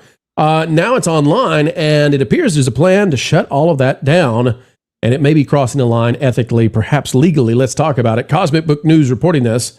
Puck News, P-U-C-K, YouTube, is now investigating Warner Brothers Discovery's DMCA strikes against Cosmic Book News over the Lanterns reporting, which, boy, that's a dumpster fire. Puck legal columnist Eric Gardner reviewed the notices and concluded Warner Brothers Discovery was targeting people discussing episode 1 spoilers, not leaked footage, nor copyrighted video. His warning, Warner Brothers is playing with fire. The strikes temporarily took down posts and videos across multiple platforms, shut down Cosmic Book News, which is a news organization, shut down their Facebook page for 30 days. Warner Brothers Discovery never filed a lawsuit after Cosmic Book News submitted counter notices, and the content was later restored. Going to the article itself, let's take a look at this. It says, Tuesday's night's edition of What I'm Hearing, Matthew Bellany's Hollywood newsletter, handed its main feature to legal columnist Eric Gardner, and Gardner spent all of it on Warner Brothers Discovery's copyright campaign against Cosmic Book News. Here's the thing. Gardner did not take Cosmic Book News' word or allegations at face value, nothing. He obtained the notices, read them, landed where Cosmic Book News landed, that Warner Brothers Discovery was not chasing leaked clips or misused images. Instead, they were simply trying to shut down negative coverage. Here's what we've got. It said it was going after people, Warner Brothers that is, talking about what happens in episode 1. He also reports that Warner Brothers Discovery had no intention of ever bringing any of this into a courtroom. The studio won't comment, though a source familiar with its thinking told him that whether a project has been released yet is among the factors weighed before filing, which is the point. This was about the calendar, not the copyright. Now, this keeps going on and on. Take a look at this. YouTuber Andrew Sosa is suing Warner Brothers, alleging that he also was crushed by this, alleging the studio used the DMCA to bury his negative review of The Batman. In May, U.S. District Judge William Orrick refused to throw out Sosa's misrepresentation claim, found that the speed of the takedown, Warner Brothers' later withdrawal of it, and the apparent lack of any movie footage plausibly pointed to bad faith, and found discovery was needed into how Warner Brothers Discovery reviews notices before it files them. The ruling came down weeks before the Lantern strikes. A federal judge had just put Warner Brothers Discovery's takedown practices under microscope, and Warner Brothers responded by swearing out a fresh round of notices over a rumor. In other words, they were just being slammed in court in a very seldomly followed story and double down, triple down, doing the same kind of stuff. Christian, this is dangerous because if studios begin using the rules of the internet, which they can make a claim with seemingly no damage or threat to them, they can have the negative coverage removed, and while the much smaller company fights them for 30 days or 60 days or whatever, they lose the news cycle.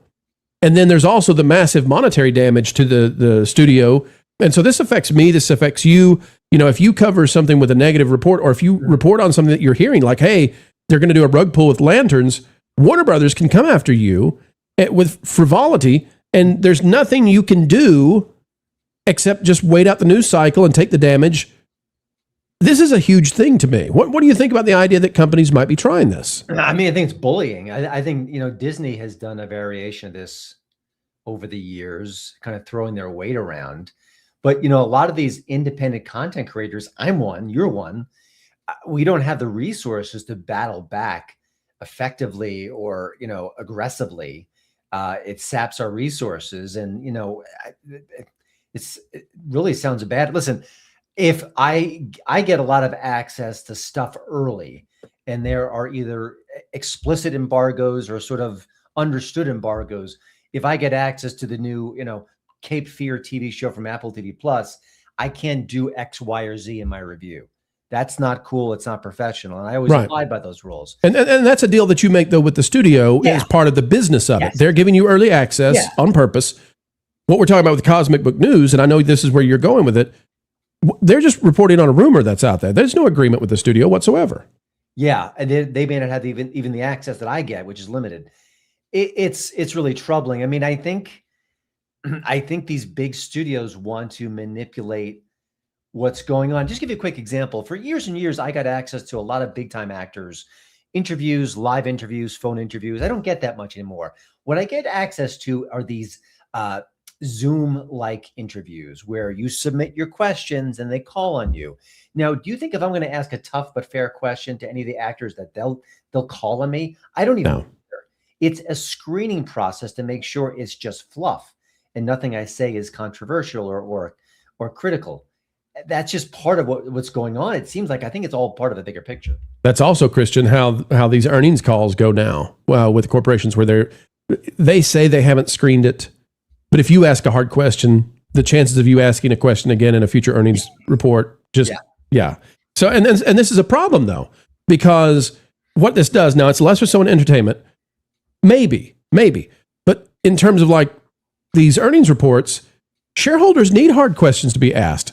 And so what we're doing is we're putting these blockades up from serious conversations, because that's ultimately what this is, right? We want to stop conversation, or we want to direct conversation in the way that's most advantageous. But then the other issue is, and Nat, I'll go to you on this one. Nat, by companies doing this, like Warner Brothers doing this, it also prevents them from getting the necessary feedback they need. It turns out you need negative feedback in order for you to understand what you should not do, what the market does not want you to do. And there's an economic damage that happens to a company when they refuse to listen, or they attempt to make it such that they won't have to listen to those who have opinions different than their own. And they want to insulate themselves, I think, exactly because of that, because they know that the backlash now and online mobs, to call them that way, can affect a lot faster than they're used to. And I think for the longest time, Hollywood built this bubble where they were able to control not just the movies and the publicity, but also the media that surrounded it. And now that media has become democratized, positive and negative, they can't control it as easily. But it's insane to me that they're trying to take down people's opinions or force people to stop those opinions when there's nothing signed, when they're not working for the company itself, but they're not used to that. I think they're really scared of losing that power that they had for the longest time. And it's not just with Hollywood, because another story out of Australia just came out of a creator that's also a model that worked for a company, and then that company used AI to reproduce his image without his consent or without his signing or earning anything from it. And he spoke out online about it, and they tried to take him to court as well for giving his opinion because he was criticizing their use of AI. So I think companies are now scared that they don't have the control of the media and the public opinion as they once did, which is a positive in my view. Right. Now I have faced some of this in the past, and my company has. And, you know, there was back when we did the Captain America Brave New World review, after a month, suddenly somebody claimed, because we used some parts of the trailer that were less than 4 seconds. I won't get into that. It was fine. We moved on. We recently had a situation where we covered Seth Meyers and a clip from Seth Meyers. I think it was absolutely fair use, and we were using it for news. And NBC Universal disagreed. Can we fight that and win? We probably can. Is it worth it? I don't know. But Culture, I've never felt like a studio is coming out with a concerted effort the way that I think is being aimed at Cosmic Book News and this other individual, this other YouTuber that's taking this sustained fire.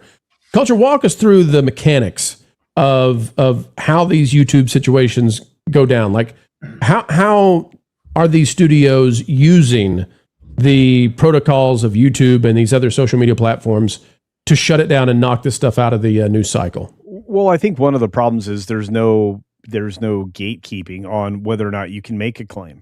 First of all, there was a point in time when we were fighting against Naughty Dog and their massive changes to a game franchise that I entered in right when I was entering into my YouTube career, and a lot of people were getting hit with DMCA claims, despite the fact that they were reporting factual information and they had examples of it visually.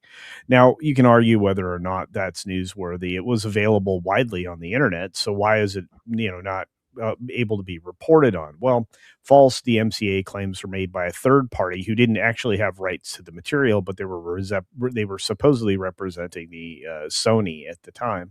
And I'll say this too, real quick, Culture. Yeah. I've actually had that happen from scammers.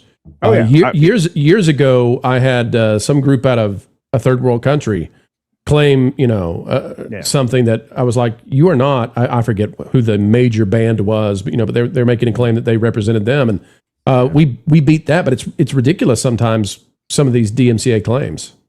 Yeah, I mean, like I got one when I was at D23, and I was showing everybody the view from my hotel room of World of Color. Really? And yeah, there was a point in which, and mind you, this has been filmed and live broadcast multiple times across thousands of YouTube channels. Yeah, I mean, multiple times. They made an audio claim, a company out of Brazil, saying that they owned the rights to this particular piece in part, this tiny little sliver of the music that was again broadcast during the course of the live stream.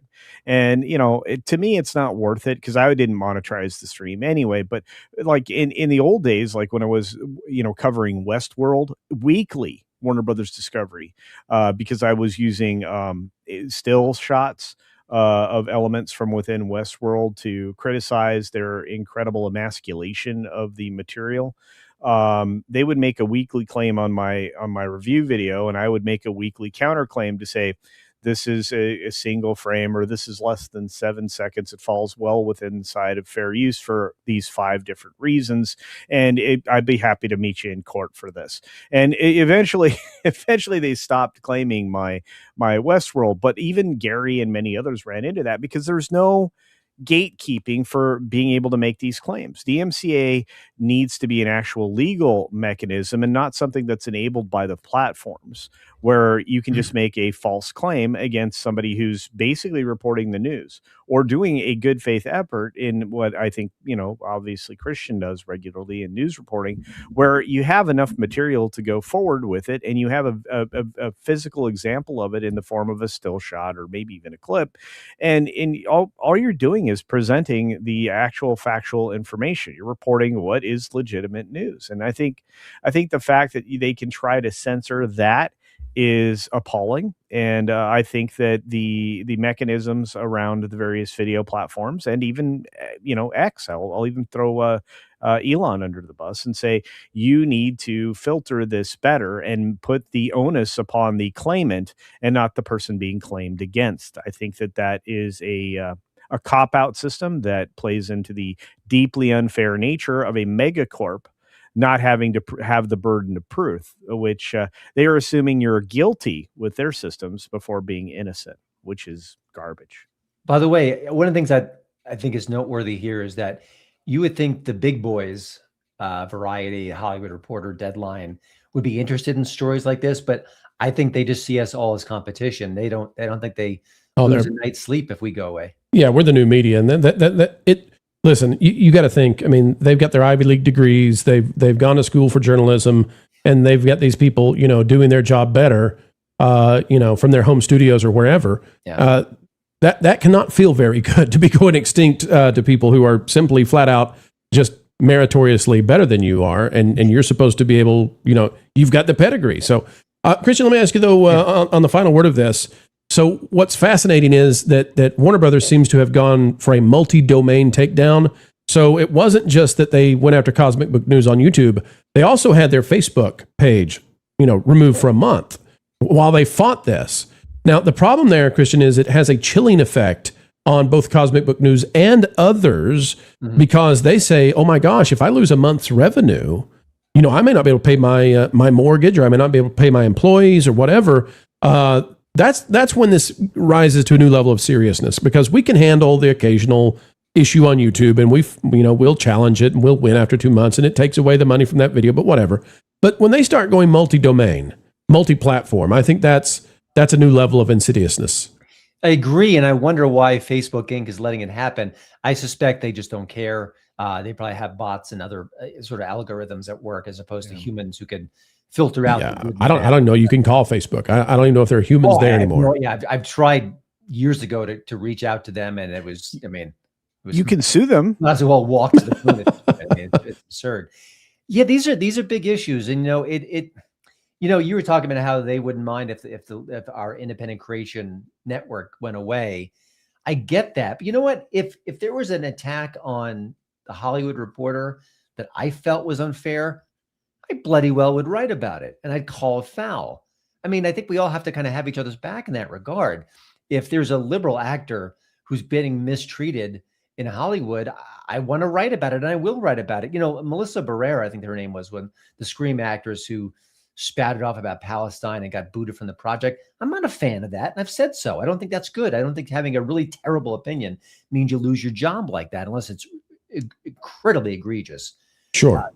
Promoting murder or something, And ultimately the market decides, right? I mean, ultimately the market will decide who has an opinion worth hearing or not. Yeah. I mean, I think we all have to kind of be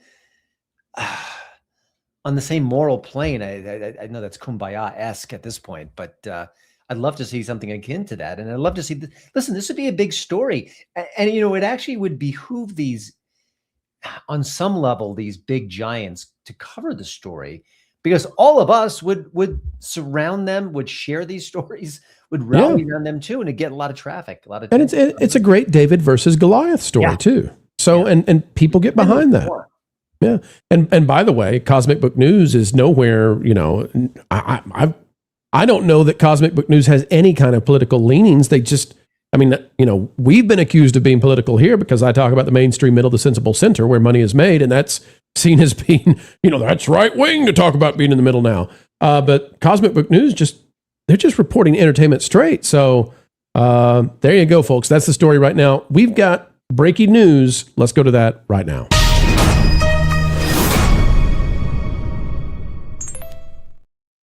Breaking news right now, folks. Take a look at this from TV Insider, just releasing the latest ratings for Rosie O'Donnell on the Kimmel replacement for the week. It says, by Martin Holmes, Rosie O'Donnell Kimmel ratings revealed. Is she a hit or miss? We're going to dive into this a little bit deeper than I think most would anticipate, and we're going to do the best we can with something that's just landing on the desk. Rosie O'Donnell's debut as guest host on Jimmy Kimmel Live drew the show's highest ratings among guests so far. Pay attention to that caveat. Her monologue went viral online, amassing over 2.5 million views, more than double the previous guest host record. I always find it interesting how they do this.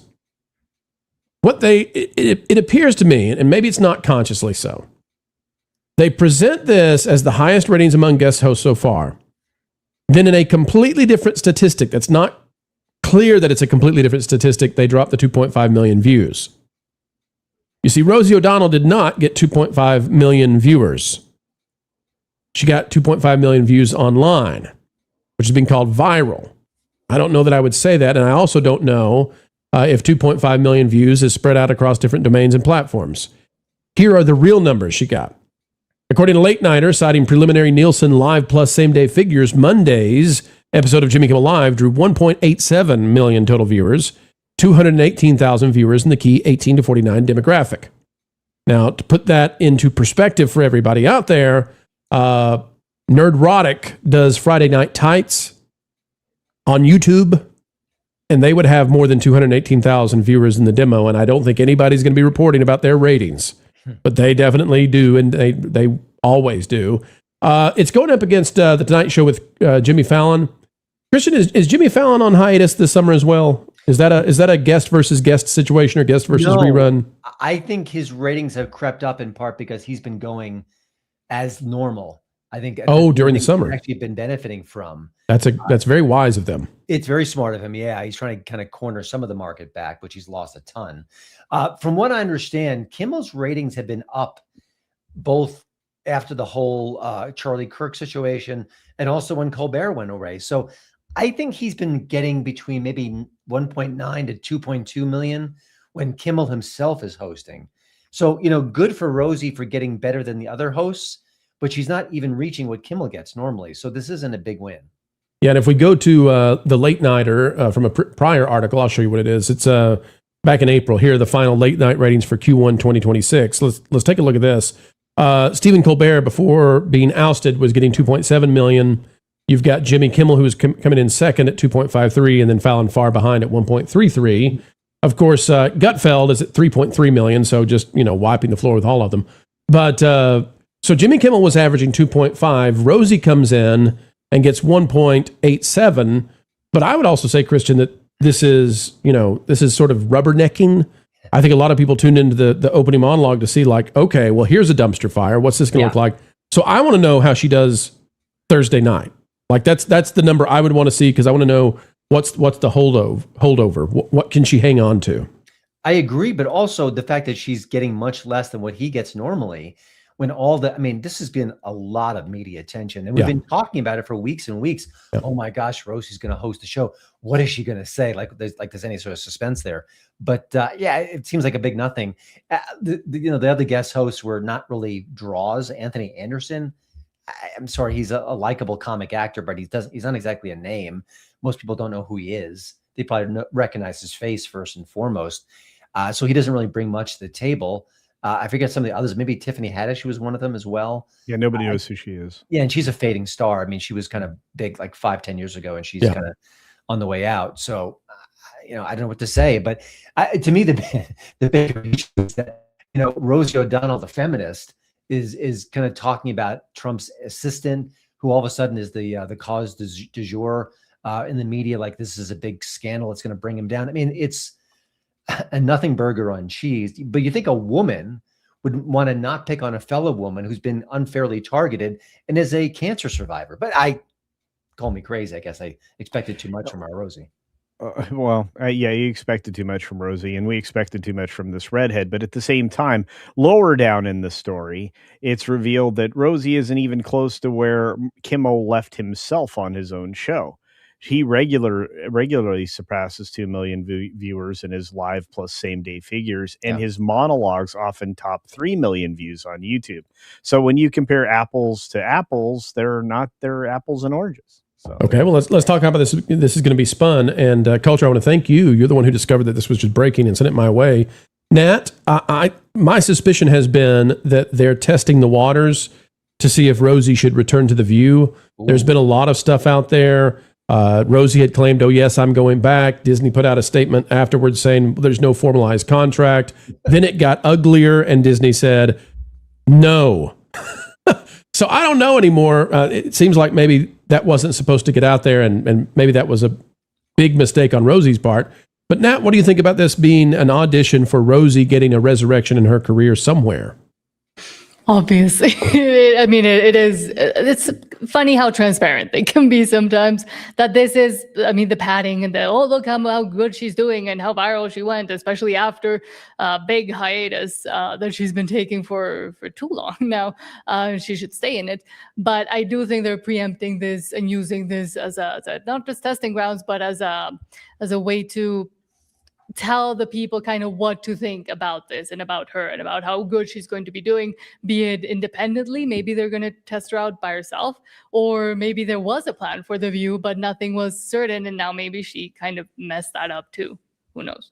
Or maybe she will just come back. Also, Trump's going to be gone in 2 years, so that takes away anything of consequence for her. But also, she's left The View twice.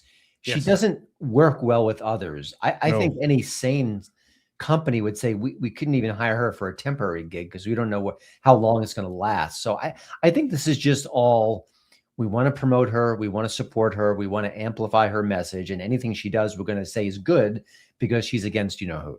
I think it's as simple as that. I almost think we're overthinking it. I don't think they were auditioning her or anything. I think by the way, if you flee the country because Hitler 2.0 is here, do you come back because you got a new gig? Apparently so. Apparently she's behind the lines, Christian. She's enemy lines have been breached. And folks, don't get mad at me for the frozen frame. It doesn't get better no matter where I select.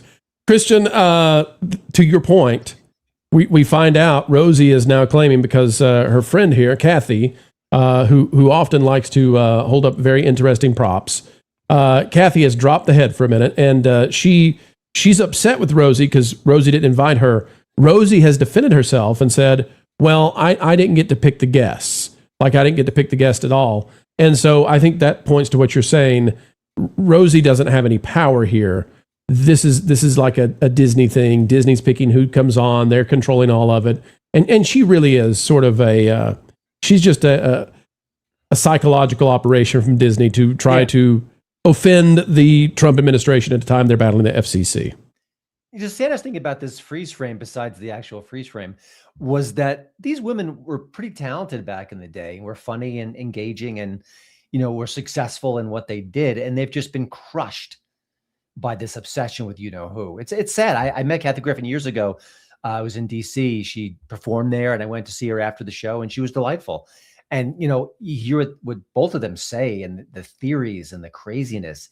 They're not well. I mean, I feel badly for both of them, but they're being propped up in this sort of superficial way it's not good for anyone, really. And it's the only way they make the news, so that's what happens, right? Yeah, and again, that speaks largely to the controversy that Rosie has caused every time she's appeared on The View. She was pushed out at the end of her first contract there back in 2007, and she ended her stint rather early, being forced to quit in 2015. So, look, she's not a good fit anywhere. I'm sorry. She might work in a movie. She may work in a short comedy like skit kind of a thing, but she's not going to work on the Tonight Show, and she certainly won't work again on The View. I'm going to disagree. Nat, I believe that Rosie, if The View is not going to be made any better with diverse opinions, if all you're going for is a bombastic audience that hates the Orange Man for the next 2 years, if you want to drive ratings up on that, it would be awful to watch. It's damaging society. But Rosie would get the ratings up on The View because she'd say more insane stuff with Whoopi and Sonny and Joy, and oh boy, here we go. That is true, but maybe she's also coming back out in a way to do it all on her own. I mean, we have seen other show hosts and ex-show hosts try to go their own way on YouTube or with podcasts. Maybe she's trying to soft launch a podcast or something like that as well, and using this as a testing ground to move maybe away from the industry itself, because maybe The View isn't very happy with her right now, especially after it was, no, she's not coming back. But it might be just a soft launch for her own new something. Yeah, I agree with you, Pro. I think The View and Rosie deserve each other. The problem is that she wouldn't last more than a few weeks. She wouldn't, but it would be a glorious burnout. It would be like Icarus, but much more icky, I'm afraid, and sticky for Disney.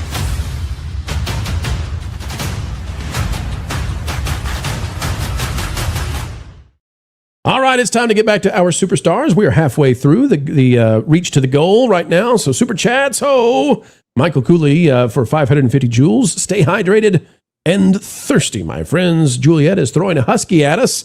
I hope it's a puppy instead of the full grown. Archer Merchant for 2. If I were Paramount, play interview at the hearing. Yes, play Bonta mocking them. And yeah, absolutely. The problem is I don't think it'll be any better. I think in California that will not even that will not help. We've got Michael Cooley dropping a laughing disco. And then we've got Timu Dr. Demento with a high five. I'm convinced he's the real one. First Dragon Queen for 5. Space Captain equals female. Some females taking over navigation, etc. Oh, I see. Okay. I'm with you now. Sort of like on the Carousel of Progress. Detail Devil for $4.99. Here we go with the economy of characters. Ingenue film archetype. Innocent young femme or female. Mint can sprinkle DEI well. Composite character with Brink. Or drench poorly. Murderous got happy ending with Mzaya. Nat, you got all that? Still no. Come on, Nat. It's you just got to speak binary. Once you speak binary, you're good to go. 01101. The First Dragon Queen for 2. Mexican Iron Man in the space shower. Can I tell you, folks, the hour is coming soon when Mexican Iron Man will return to the show. We've got word from Mike. He's bringing his rabbit chicken tacos. So be here next week, la semana próxima, for Mexican Iron Man. We have waited for months, mis amigos. Finally, the hero has arrived. It is the hombre of legend. Look. He's a man, he's a man, he's a mic of a man. Everyone be a fan of Mexican Iron Man. I'm convinced that's sacrilegious. I just don't know how yet. We've got Timu Dr. Demento back again for $4.99. Hello, Pro, panel and chat. You were in my prayers yesterday, Pro. Nice to see you recovered well. Christian, so you don't think that I had surgery or anything. We were paid a lot of money for me to eat haggis live. Oh. And I discovered that haggis is not bad. It's good in small doses. Mm-hmm. And it's best if you don't read the ingredients. And then after that, because we really wanted to have an intestinal distress, I also did a ghost pepper. I didn't think we would hit the gold for me to do the ghost pepper. And then having had ghost peppers before, I thought I'd be Mr. Machismo, this would be no problem. It was a much hotter ghost pepper than usual. And I had milk. And so I drank the milk thinking, okay, well, I'll get through this. I needed Nat and I needed Culture to explain this to me before I did that. It turns out, Christian, that only milk with milk fat in it, lactose, solves that problem of heat. And so I was drinking 0% fat milk. And I was, as the show is going on, I'm thinking, this is not helpful. Something has happened. The devil is in my milk right now because this is just making it worse. I didn't think about the fact that skim milk would not do anything for me. So I would rather consume all that than watch Rosie back on The View, just saying. Oh, wow. It reminds me of a Weird Al song. What's the one where he talks about, I'd rather have 1,000,000 paper cuts on my face than spend one more minute with you. Wisdom and work ethics for $10. These are the topics we'll be discussing with LinkedIn on our show over at LinkedIn Chad. Get over there, folks, and enjoy LinkedIn Chad. Great new stuff happening there and very excited for you. Heard about some of that behind the scenes and looking forward to seeing it. Packy Protons for 2. Rosie/Kimmel ratings are out.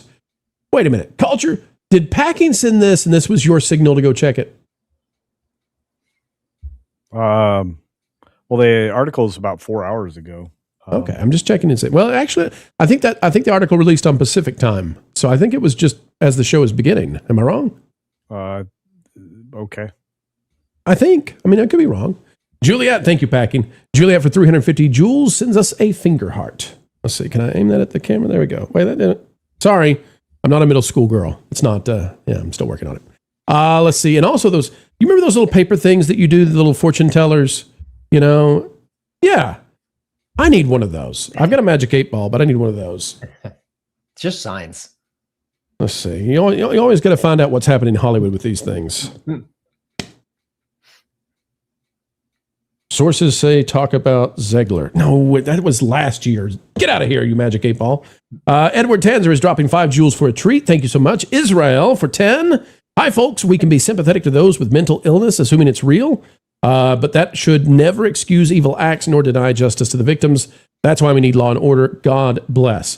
I will say, Israel, that there is a level of mental disease at which point we rightly stop holding somebody to account. The problem is that when we get to that point, that person needs to be kept away from the ability to cause harm to themselves and others. So I don't want to go too deep into that, what could be a conversational quagmire, but you can deal with some things that involve like schizophrenia and some other stuff that are real challenges, and families go through absolute hell trying to get help for the individual. And sometimes those things go badly. I'm also not trying to stigmatize schizophrenia without talking about the other stuff, but just as one example, there are some really difficult situations out there, and I think our society has not yet come up with great solutions for that. 365 Ralph for 5. In my opinion, the crisis is evil being justified based on identity in fiction and in real life. Diverse people are always the victim. Straight white men are never the victim. You can recall that back in the 50s and 60s, there were enemies on the screen, and they were always of a certain variety.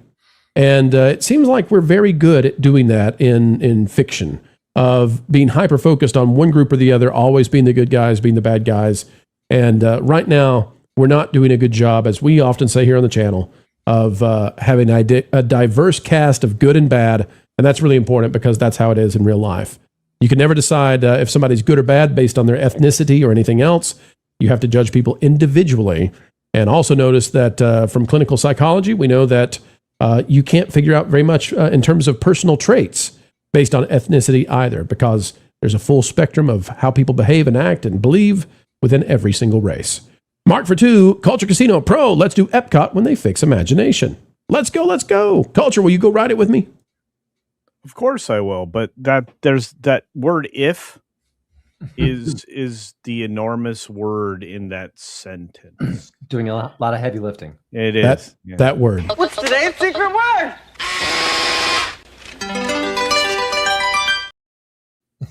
If. I worked hard to set that up. Kaylee for 2, rabbit chicken tacos sprinkled with crunchy little insects for CNN. What is this, Timcast now? Are we talking about eating the bugs? No. I am not Nicole Kidman. I will not eat the bugs. World War III. Nicole Kidman is too busy telling us about the magic of this space, okay? She is still, they are never going to retire that clip. They're going to play it at AMC for the rest of time. And then people have begged. People have raised white flags in the theaters when Nicole comes on and said, we surrender. And they just keep playing anyways. We've got Steven out there, the greatest thumbnail artist in the world. He's our graphics manager here on the Pro Channel, as well as that Park Place. He is the greatest. And Steven is dropping 5 pro memberships. Steven, you didn't have to do this. I'm going to tell on Steven. I tell Steven to take time off. I try to force Steven to stop working. I say, Steven, you need leisure. For our Canadian friends, leisure. He needs to stop. He needs to take a break. He needs to ride a bike. He needs to go outside, see the sun. And Steven always says to me, no, Pro, I can do it. I love work. I want to make more, Steven finally took a day off yesterday. A half day. Steven took a half day off and sends in 5 pro memberships. Mm-hmm. Steven, you got to stop this. Take the half day. Take the full day. Take a weekend, Steven. And you don't have to feel bad about sending anything in. But Steven, this dance is for you.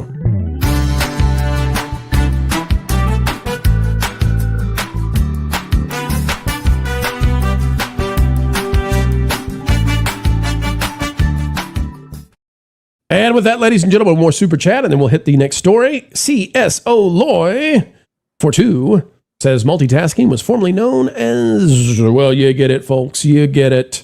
All right, let's get this next story in 3, 2, 1.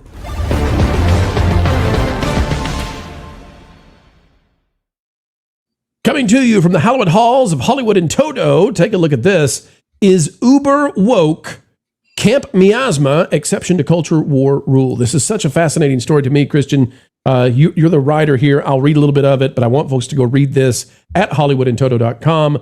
But the question is woke going to make a comeback? And on the heels of, in the shadows of The Odyssey, who some folks say it's a woke film, others say it's not. I'm very curious how Hollywood is going to respond, especially with this one. Your subtitle here says, Queer Slasher Film Scores Big in Limited Release. Will it play in Peoria? Here's the article. It says, Go woke or get woke, go broke. Hollywood has learned that lesson the brutal way. Consider how trusted franchises like Doctor Who, Star Trek, and Star Wars cratered after embracing the woke mind virus. Disney dropped its not-so-secret gay agenda after several projects bombed with audiences. Think Lightyear and Snow White as two startling examples. That's right. I definitely think of them as well as Strange World and some others. Hello, the Proud Family. Yet a few woke projects actually thrive. And you list out Barbie here, Christian. You talk about Barbie. But, Christian, I'd like to do a gentle, well, not even a pushback, just a slight detour and see what you think about it. Yeah. A different angle, if you will. I kind of think that Barbie even blew up in the face of the woke crowd a little bit, because who became the star of Barbie? Ken. And then Ken is, like you got Gosling singing at the awards, and there were not a few Barbie fans who said, "Oh no, we've made Ken the star of the." So even then, it sometimes takes them in different directions. Christian, you believe that Hollywood is examining woke again, and maybe on the heels of AOC's woke 2.0 concept. Walk us through where you think this goes if Hollywood is if woke is dead or alive in Hollywood these days. Well, I mean, I don't think it's going to come roaring back. I think that there is an audience for it, but I think it's a small audience. It's a niche. And I think that Hollywood will continue to make content for that audience. And I think there will be some missteps along the way. But I think that the last few years, the problems, the losses, the devastation of the franchises, I think that really left a significant mark on Hollywood. So I don't think we're going to see, listen, I think politically we'll see woke 2.0. I think we're seeing it now. But I think from a Hollywood point of view, they're much more cautious. And I think because the industry is in so much flux, AI, we don't know what's going to happen in LA, all the stuff with the Paramount merger. I think it's too new and too raw for them to kind of go charging back into the wokeness. So, but listen, if a movie like this Camp Miasma movie, which is doing very well in very limited release, that can thrive if it's got enough of the elements that they need in it. So, and I also think that Hollywood will be much more open to trans filmmakers and queer filmmakers and people of that ilk and that predilection than a Kevin Sorbo type. So I think that will continue unabated. But I do think they've understood that you just can't pour so much money into these blockbusters when they're just going to fail. But if you can do an indie film, yeah, go for it. And I have no problem with that. I think there should be all kinds of stories. If you love woke and you want a woke horror movie, then there should be movies like that for you. I just want more diversity of actual storytelling, and we're still not there yet. There you go with your hyper partisan takes again, saying, well, I think there should be woke movies for the people who like woke. I agree with you, Christian. That's what's amazing here is people would imagine we would never say something like that. Yeah. I just think that, we talk about making money, and Hollywood cannot put out a film that is woke with a huge budget behind it. How much do you think One Battle After Another stung them? I know that they really, really celebrated it, of course, and lauded it as this huge success, but behind the scenes, that's not the way it was perceived. It was perceived, of course, as the flop that it is, with all these big names behind it. Maybe 50 million. I haven't seen the numbers recently, but it did moderately well stateside, maybe 70 million-ish US. But the budget was huge, and get the marketing. And listen, when you put out a Oscar campaign, even though it was successful, that costs money too. Oh yeah, so yeah. Let's not forget to factor that in. So, but listen, that's the kind of roll of the dice that a studio like Warner Brothers would love to do again and again, because they have enough other hits to kind of balance out that ledger. But in the big picture, that's a one-off. That's Paul Thomas Anderson. That's DiCaprio. There's a lot of things that mitigate the damage done, and it's an Oscar winner, won a bunch of Oscars, including Best Picture. And I think that Hollywood will make that sacrifice all day long. But other stuff. Listen, when Disney did that just screeching halt, that tells you something. They were all in on every level. And they may tiptoe around it. I thought Toy Story 5 had some moments that were like, that felt like the old bad days. Right. But, yeah, no, I don't think they're there yet. And listen, if there's other cultural moments, I mean, God forbid a George Floyd-esque situation, it could come roaring right back. Well, see, I think Dana Walden, the more we're paying attention, and Christian, I don't know, who you have in terms of sources from Disney. We have people emailing us every week. And I would say 2 months ago, it was about every day. We had people emailing us saying, guys, it is not over. Our studios are going right back to politics. And I think Dana Walden at Disney is doing some of that. So we'll see, but it would not surprise me if, but it's going to be under a different mantle. And so Nat, let me ask you about this. Let's pivot just a little bit so that I can bring this concept in. The Hill is reporting this. Tara Suter says, Democrats hold more favorable view of socialism than capitalism. And it's actually not by a small amount. So that would still put those who are in favor of socialism in the U.S. over capitalism at a minority, but it's now the majority opinion of one of the two major parties. And so Hollywood is dominated by this particular political party. Nat, I wonder if, as Christian is talking about, is woke dead or not? I wonder if woke 2.0 is on the way, and if it's going to be this very paradoxical, hey, we're making a capitalistic film, but the capitalistic film promotes a more socialist worldview. I wonder if that's where we're headed next. Probably, because as Nayib Bukele used to say, or says, you can't actually create change if you don't get rid of the corrupt judges. You can't actually get rid of woke if you don't get rid of the woke people within your industry.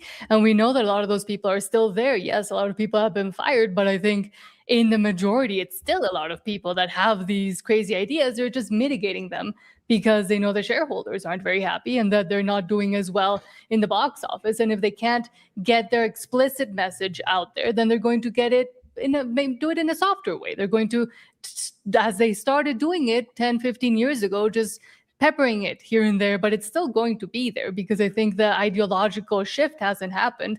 The ideology is still seeped within there. The institutions are still captured, especially in Hollywood and the entertainment and the arts. So we're still going to be seeing it. It's just going to be less noticeable, I think, for the regular consumer. But if you're aware of it, you can still see it everywhere. And I think we're going to continue to see it everywhere. And while I agree we should have movies for whoever wants to go watch a really woke movie or a trans story or whatever, sure, go at it. But having a difference of opinions, I think we're still not going to be there for a long time. Unless they do clean house in a way. I see it the same way. I understand what you're all saying, but I also see a disconnect now between investors and Hollywood. I think the investors are starting to engage more with our side of the conversation, which is why we're such a threat, which is why Puck Media, and we in a segment we've already covered, was talking about the fact that they try to shut us down with DMCA claims and other things when we're just reporting the news. So when we talk in frames of reference, like One Battle After Another, which lost over $100 million if you count the promotional campaign and its global box office, and then of course its $140 million budget, you can understand why things like this film that Christian wrote about, Camp Miasma, may have been somewhat successful, but it was one of the very limited and few, exceptions to the rule. The thing is Hollywood isn't going to make Lily Wachowski's, Matrix follow-up film that she wants $10 million for called The Hunted. That's not going to show up anytime soon, I don't think. I mean, have you heard something different, Christian? No. Yeah, that's dead in the water, I think, unless there's something radically different or there's a budget change or something, but I don't think that's going to get off the ground. Yeah, and honestly, I mean, in Hollywood, to make something of quality, you need about $10 million just to pretend that you are making an effort at something. I mean, there are horror movies that cost more money than that, but ultimately it's like the investment in woke is going to be very limited. It might be for very specific directors. It might, I mean, that's the only reason One Battle After Another showed up, was because of the director attached. So I take a look at a lot of these projects, and I'm like, well, these are not made for a capitalist capitalist reason. They're made for a political reason. And I think this is something Nat talks to about all the time because she's constantly covering what's going on in Canada and other places. And things are done for optics or things are done for money. And we need to kind of imagine which each of these are. And then, when we talk about them, put them in those frames, put them in that context so that we can have an honest conversation about what we're talking about. Like, was Supergirl going to be a swing and a miss every time? Yeah. It wasn't going to be successful. It wasn't positioned to be successful. It was based off a terrible Tom King version of a comic that wasn't successful in its comic run. So, all I have to say is we just need to start framing things in the reality in which they exist. And I think we'll all be better for it. Maybe a little less frustrated. I think my blood pressure will be lower. So I want to tell everybody to go check out the article at Hollywood in Toto. I love it, Christian, and I think it's the right kind of topic for the day. I want to ask you guys as a panel a question that's been floating around in my head as we've been talking, and that is, I see a historical convergence here that's interesting to me. We've got the passion right now inside the Democrat Party, and thus probably in Hollywood, surrounding people like Mamdani and this mayor in Seattle. And so the passion is behind, this sort of Mark Ruffalo movement of quasi-communism, socialism, but it seems to me it's early stage communism. And I'm watching that happen at the same time that these artists in Hollywood feel more under threat than ever because of AI. And so they see this as existential, and they're fighting against the data centers. And so I just wonder if maybe their fear that their industry is facing an existential threat, is that driving them to be to wanting the open arms of woke 2.0? Is all of this kind of together in some way, or am I misunderstanding that? I don't think they think clearly about almost anything, honestly. I've applied too much logic to the situation, Christian. No, not your fault, obviously. I just hear the rhetoric coming from like a Ruffalo or a John Leguizamo, and then I look at their lifestyle, I look at their excess, their riches, and it's incongruous to say the very least. So I don't think they think it all through. I mean, it's like an actor who gets super political is not even realizing what damage that might do to their career. I don't think they put it all together. I don't think they logically go A, C, B, C, D. I don't think they even go in that reaction. I don't know. The very best example of that, Christian, in the past year was Billie Eilish. When Billie Eilish came out and made her statements about stolen land, and then she had that all this was on stolen land, and then she had the indigenous peoples outside her home that's walled off. All right. So she's got walls, even though walls don't work, she's got walls. And you had the indigenous people out there wanting her mansion while she was on a California king bed that floats in her swimming pool behind the walls. And I thought, this is perfect. Like this is the absolute epitome of it. Mm-hmm. But maybe I'm wrong. Maybe we're going to go farther into clown world as people like Ruffalo go to New York and he's got multiple homes and millions of dollars, and Leguizamo as well. And, they promote these ideas that impoverish those who vote for them. What's amazing is there's not one journalist out there in the world, let alone the country, who will ask Ruffalo a tough but fair question about his excess. Not when you one. talked about that, though. You talked about what happens if you do. I mean, I sure as hell would. Yeah, but that'd be the last time, right? Perfect actor. I really like his work. I have no problem with him. I just listen, what I do might sound cynical and sometimes mean-spirited, the work I do at Hollywood and Toto, but the bottom line is that these actors should be challenged. If they have a bully pulpit, then there should be a back and forth, that they should be able to defend their views. Politicians should be able to defend their views, but we have a media apparatus that will do no such thing. And that's just not good for the country. And that's the whole reason why we have and why free speech is so important, and why in a democracy you're supposed to be able to have these kinds of pushbacks and back and forth, and for people to explain their own points, because it's very easy to support socialism and communism from the epitome of capitalism at the moment in the world, which is the US. It's very easy to do that and think that because you support it and because you're part of the revolution, you'll be at the top once the revolution comes. But usually you're the first one to go. Right? They're always the kings, the queens, the prince, and the princesses of the future oncoming utopia that they'll usher in. Yeah. Real quickly, they're fighting over Barbie 2 right now. I guess all the main players are asking for astronomical money, budgets and contracts, and I don't blame them per se. They should. Sure. But I give Ryan Gosling and Margot Robbie credit. I don't think they're on their soapboxes. I think they're just working actors, and they're just looking to cash in, and I get that. But I think it's to see it covered in the press without any sort of acknowledgement that these actors are privileged and they're this and they're that is almost comical. Well, I mean, if after Project Hail Mary for Ryan Gosling, there are actors above him at this point, like Tom Holland, but there's not many. So he and Margot Robbie, I think, should ask for just about anything. Margot Robbie's interesting. We're supposed to be wrapping up right now in this segment, but Margot Robbie's interesting because she's she's constantly being talked about for the Pirates main role in reviving that franchise. And now there's the discussion of, well, we got to have Johnny Depp. We got to have Johnny Depp. And I think that'll be interesting. Johnny Depp, who was the focus of trying to be deleted from Hollywood over the Grumpies and all of that. You got to have Jack Sparrow. You can't just have Margot Robbie. What an interesting world we inhabit right now. How interesting. Folks, go read about it. HollywoodInToto.com. Don't miss out. Great website. Christian is writing every day for you and keeping you inside what's happening in Hollyweird.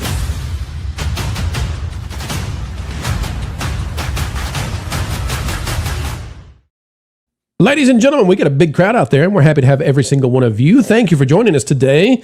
Got over 700 hopping on YouTube and many, many more on X. And so it's a great, great day. You are seen, appreciated, and what a great time to spend together. Flying blind on a rocket cycle for $199 Pro. Have you had Scrapple? I've heard of Scrapple, but now I don't remember what Scrapple is. Culture, you are a man of wordsmithery. What is Scrapple? It's not a board game. I don't know. Okay. Isn't it kind of maybe a Southern delicacy? Maybe. I remember Snapple. I mean, with an N. I don't know about Scrapple. Is it like an apple something or another? I don't remember. Somebody in the chat's going to tell us, what is Scrapple, please? Traditional mush of fried pork, scraps, and trimmings. Well, that sounds fun. Moving right along, da-da-da. Getting out of that. I don't know. Bacon's pretty tasty. Kaylee for 5. As affected family with mental health crisis, we lack in the U.S. resources to diagnose and treat mental health at all age levels. Also stop treating with meds. I'm not a doctor, so I would say listen to an expert that you trust and put your expert through the gamut of trustability. So that's all I can say on that one. Deep conversation that'll get us in deep, deep trouble if we weigh in too much. And we've got Teddy D out there dropping 20. So change the name and bring back Christian. We click buttons on StreamYard and look what happens. It's 20D today. Oh, here we go. It's time to party. It's time to live it up. Every time a membership is gifted, a content creator gets his wings. Is that gendered language? We're not at Magic Kingdom, Dad. Love it always. All right, continue right along. And thank you, 20D, the Racid, member for 12 months. Hey, happy birthday. Thanks for all you do. Pro Show lights up the day. Thank you, the Racid. We appreciate you. Happy 1 year. Detail Devil for $199. Brink, War, Reagan docudrama, Rivals, Mziah, Honey War. Don't bother. Not another honey war. Archer Merchant for 2. I keep forgetting FCC. Probably about to pull ABC. I will tell you that I will be surprised if they pull the ABC licenses. But I'm up to being surprised now. I think Disney is earning whatever comes their way. Whatever comes their way, A-okay with me this time because they're making about every strategic mistake they can. Moving right along, Irate Specialist member for 29 months. The food truck is going kosher. Rabbi chicken tacos. Made by rabbis, not with rabbis. CS Oloy 410. The concept that young Democrats have been sold as socialism is actually idealism instead of the true Marxist idea, but the leaders just want to be globalist dominators. I take them at their word at this point. Mamdani believes. I think he's surprising the celebrities. He believes in this. He is of the cloth of the commies of last century. So don't hear what they say and think, no, not this time. But what I will say is, I am disappointed, and I try not to be political, but I am disappointed on the conservative side to some degree, because I think that we have not watched the conservative side pull down the price of everyday living for young people, or find a way to solve the housing issue where the pandemic increased the cost of houses dramatically, such that people who already own real estate, such as myself, I mean, I owned real estate before the pandemic. All of my real estate properties increased in value. So did everybody else who owns a home. Those who didn't own a home or property, the gap was increased such that it's almost impossible now for them to get in. And that's an awful, terrible thing. There is a way around that, and there's been a conversation online about it. You've heard some of the Ben Shapiros talk about, well, move, right? Go buy land in Mississippi and build a house in Mississippi, and you can have a home. And it's like, yeah, that's true, but that's a tall order for a lot of people. So I don't know. I don't foresee yet a new Oregon Trail with people going to Biloxi. All right, let's see here. Teddy for $4.99. Christian, I read your site nearly every day. Excellent work, sir. Thank you. Thank you very much. That's right. And I would say everybody on the panel is in that same category. I know I am. Folks, check out HollywoodInToto.com. Detail Devil for $1.99. Next time I wait Lorne, but he can pronounce ingenue. Wait. Ingenue. Ingenue. Wait a minute. Is this a French word? I thought this was like a movie or a TV show that I just didn't know how to pronounce it. Ingenue. Okay, well, if I know it was French. Is this like ennui? Is this like an emotion that I should be feeling right now, Nat? I think ingenue is someone that might be a bit naive or young and naive-ish. Ingenue. Young ingenue. I've heard it before. Oh, I'm gonna make that into an insult now. When I run across somebody like that, I'm gonna say, ingenue noob. And they'll say, what in the world? There's an actress called Ingenue Ellis, so I'm not sure you want to draw that parallel. Wow. You know, that's an interesting thing to name a child, if that's what it means. Teddy for $4.99. Scrapple is a southern meat. Oh, I do know about this. Now I remember where I saw it. I'll tell you on the other side of the super chat. Scrapple is a southern meat that's pressed together from breakfast meat drippings extras. I saw this. There was somebody on YouTube reviewing an Amish buffet. That's where I had seen this. This is a very odd looking thing. It's not dissimilar in its appearance from haggis, but it looks more like a casserole of haggis. Yes. These use of the word extras scares me. Yeah, I'm a little bit hesitant to go on the old Scrapple tour. But you know what? If we do a video where I'm in an Amish buffet, I'll try it there. If I go to Pennsylvania to Amish country. Archer Merchant for $5. Woke 2.0 likely fails too. Woke 1 relied on established companies and IPs already established. Star Wars, Star Trek, Bungie, etc. And Woke killed the money. That's a great point. That's a really great point. Although James Bond is lurking in the distance. What's that? James Bond could be next, though. I mean, oh, that's what they say. Yeah. Which really says, Christian, and I've talked about this. It seems like at least Victoria. What's her name? What's the Sony lady's name? The lady in charge of Spider-Man, who was the lady that has the crazy bob. I can't think of her name. All of a sudden, it's disappeared. Amy Pascal. Amy Pascal. Thank you. Yeah. So Amy Pascal is in charge of picking out the next James Bond, is what I hear. Oh. And so, yeah, well, Amy has come out and said it's going to be a very different James Bond. And I thought, have you learned nothing from the Spider-Man situation that you just won bigly? Yeah. You learned nothing. Like, keep James Bond, James Bond. Yeah. James Bond is not for everyone, right? By the way, I just checked out their heights. Tobey Maguire, I met him in person, is 5'8", a smidge taller than me because I'm not tall. Tom Holland's allegedly 5'8" as well. So Tom Holland's 5'8". Andrew Garfield, he seems a little bit taller to me. He taller. He looks taller. Okay. Which is always an interesting thing if you've got, like for that No Way Home, I bet they had to angle them in different ways to make it not seem like he's, much taller than them. Tom Cruise magic. That's what I was going to say. Exactly. Tom Cruise is a very diminutive man, but he never appears that way in the movies. And cut that. If only we could all run that way. Juliet dropping 250 joules for a laughing disco. Thank you, Juliet. You rule. and 200 more jewels for a sunshine, bright as ever, flying blind for $199. Power to the Niners. Scrapple is popular in Pennsylvania. All right, time for a trip. Let's go to Pennsylvania and get the Scrapple on. Mm-hmm. All right, folks, let's dive into the next story. It's all about Disney's new king and who's being crowned over there. So let it ring out. Bob Iger has given his jewels to one Mr. Tomorrow.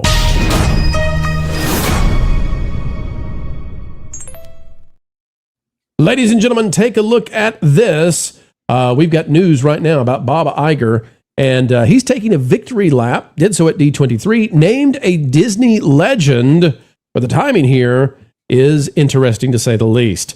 Kirsten Chuba writing this, Bob Iger takes victory lap as he's named a Disney legend, applauds the new CEO, Josh D'Amaro. Quote, "You're wearing that title really well." There's a reason he's doing this.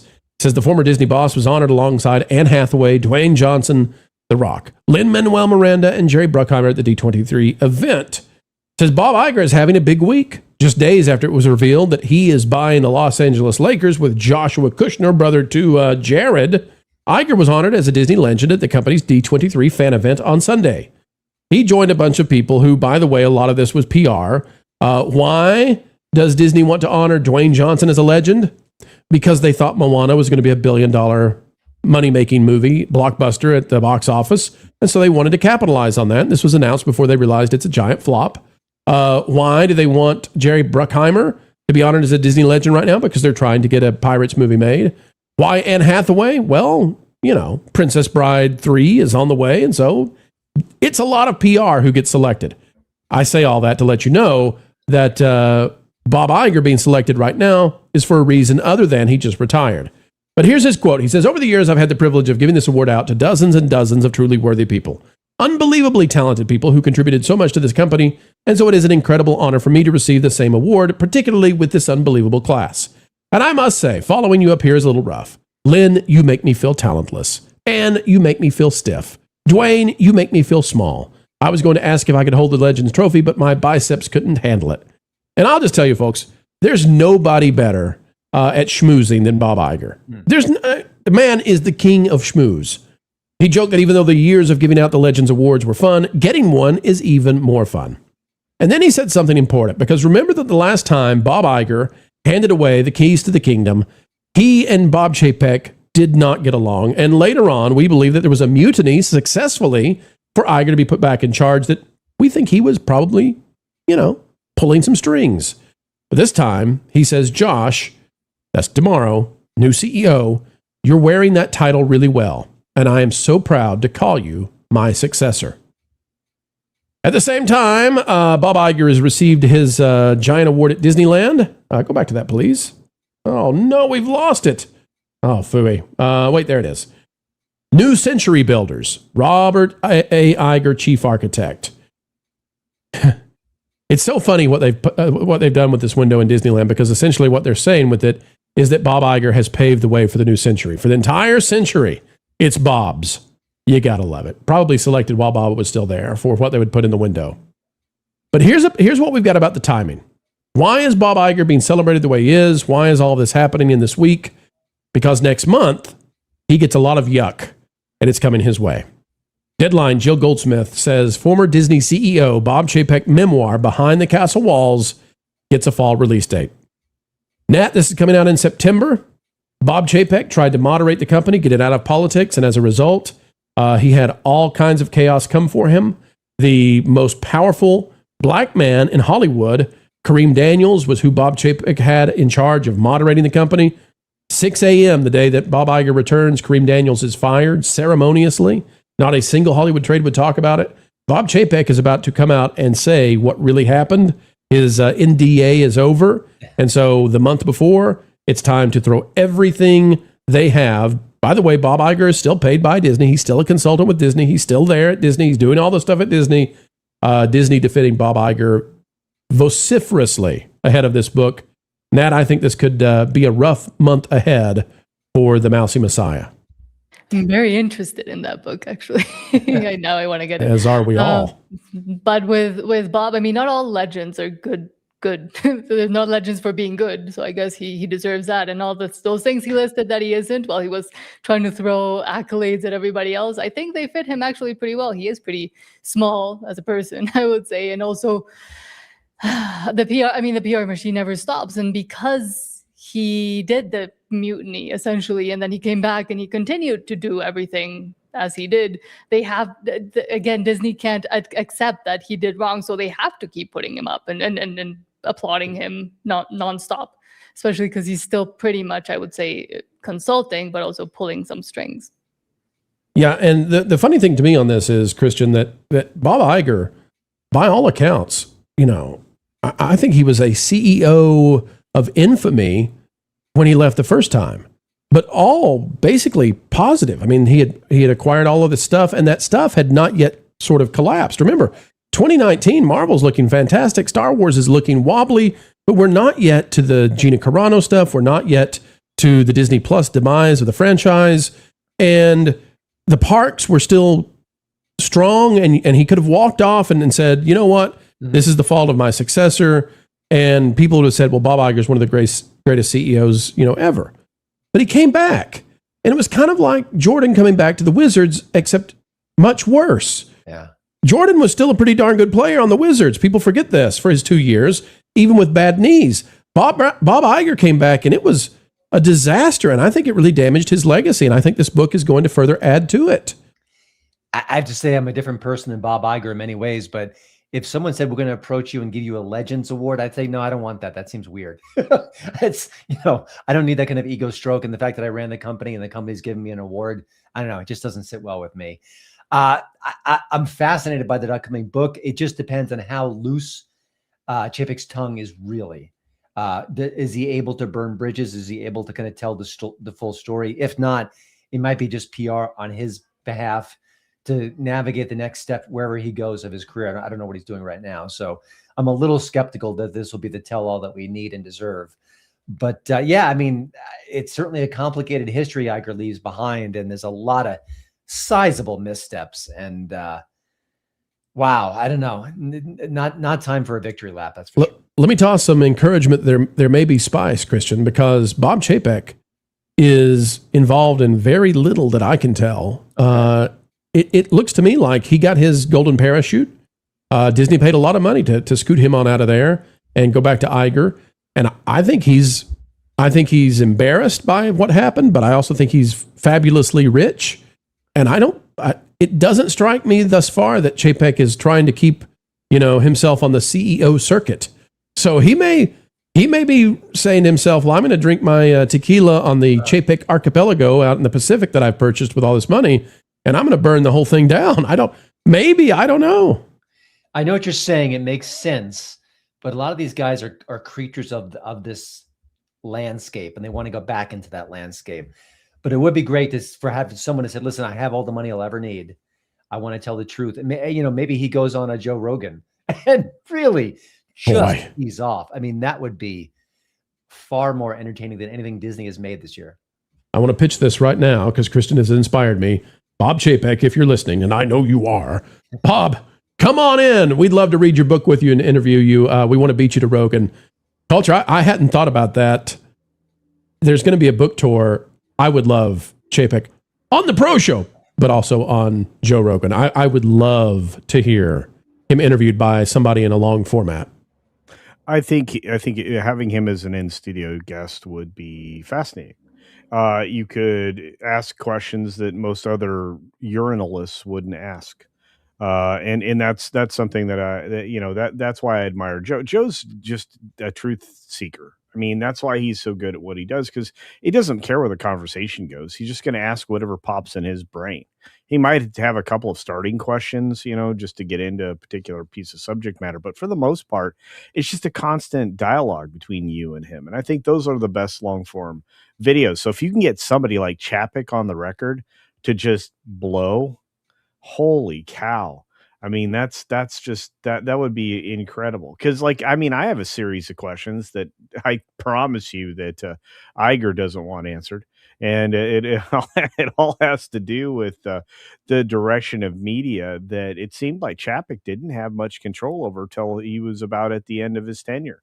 And I think it exposed Disney for what it was, which is how we ended up with a halfway decent Wolverine Deadpool film. And we didn't end up with anything good, post Endgame because of, again, Bob Iger. Iger is a great acquirer of things. He is also an incredible destroyer of things. Chapek was trying to rectify that. And if you look at the stock price when Chapek was there and what his forward-looking leadership was leading into with DMED, I would say that they were on the right track. How do we make money? How do we spend money? And can't we evaluate the way we spend money so that we don't waste money anymore?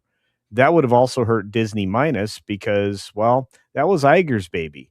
Chapek was one of those looking at it going, this might be a drag. And you know culture, what? If we look at this graph, this is the Chapek years right here. Mm-hmm. This lift right here. And then Iger comes back in and whoop, down we go again, back to where it's been. Down goes Frasier. Down goes the wrong legend. Yeah, so I've looked it up. Chapek has finished up his term on a medical board called Massimo. That's it. As far as we can tell, that's all he's been up to, and the book is coming out. So we'll see, Christian. I hope that it's spicy, and I know you hope that as well. History says it may be otherwise, but wouldn't it be wonderful? Wouldn't it be wonderful if it's just like let it rip? And here Christmas we'll see. Early. Christmas will come early if that's the case. Content for a month at least. Oh.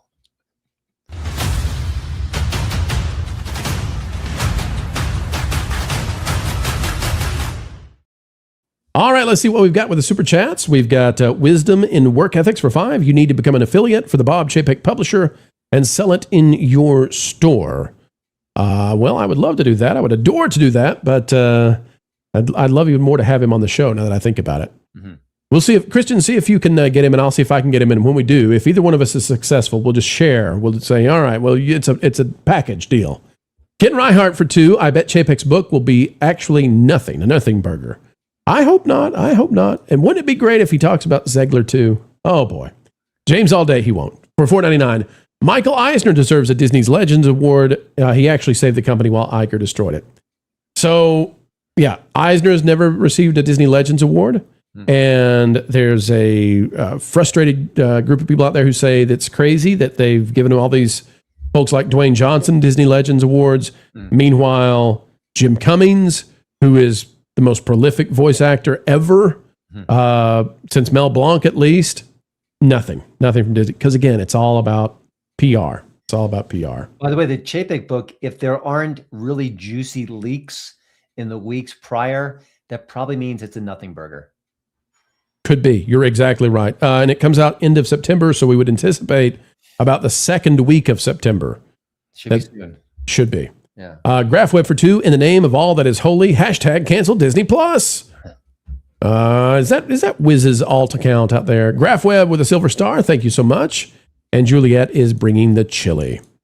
We've got Flying Blind on a Rocket Cycle for $1.99. Mr. Chapek, how do you feel about hippos?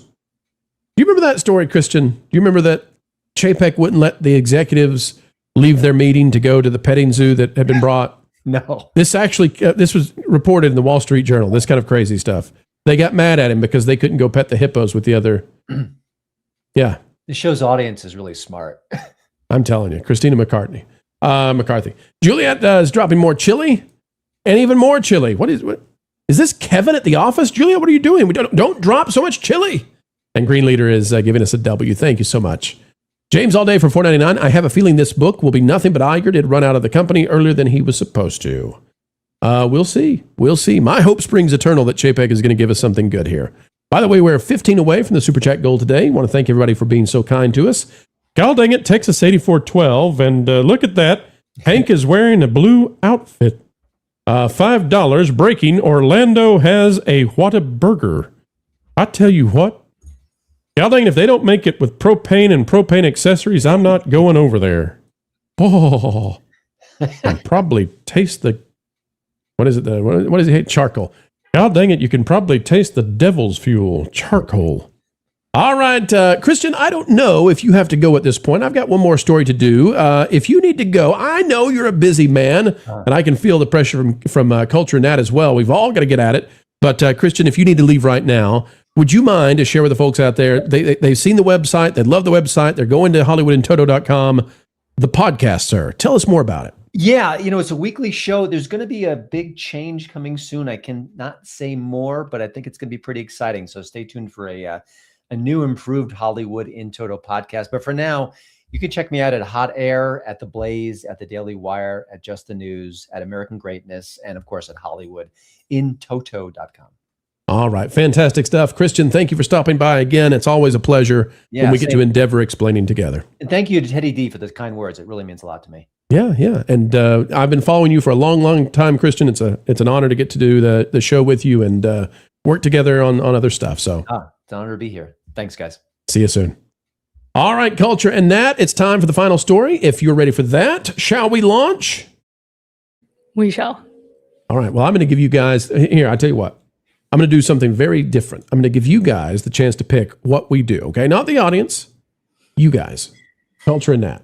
If you disagree, I don't know. We'll just have to go to the audience then. Here's the two stories I've got left to go that we could discuss. Either the snubbing of Jim Cummings as a Disney legend, or we can talk about the Latino takeover of Star Wars. Which one do you guys want? I like both. So, Culture, you decide. No, Nat, I'm going to defer to you because I don't like either of these. I should. You know what? We're giving it to the audience now.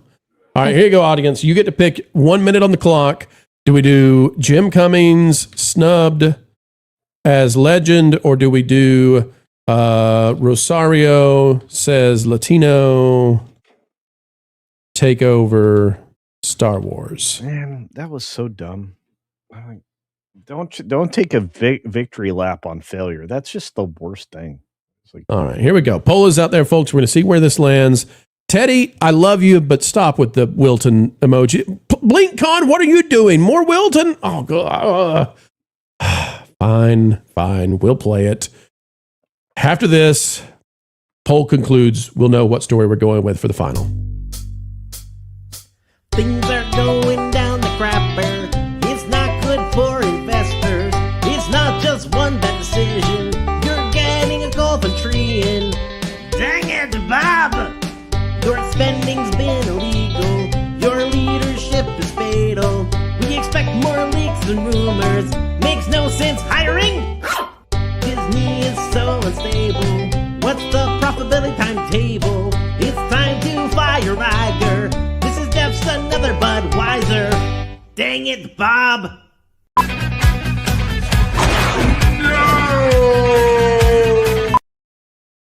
All right, the audience has spoken, and it is a close one indeed. But Jim Cummings being snubbed as a Disney legend takes the win, 53% to 47% over the Star Wars topic. So there you go. The wisdom of the crowd shall reign supreme. Ladies and gentlemen, it's the final story. It's on the docket. We're going to rock it because that's all we know how to do. Let me get it queued up. Where we got? Here we go. 3, 2, 1. Final story. Here we go.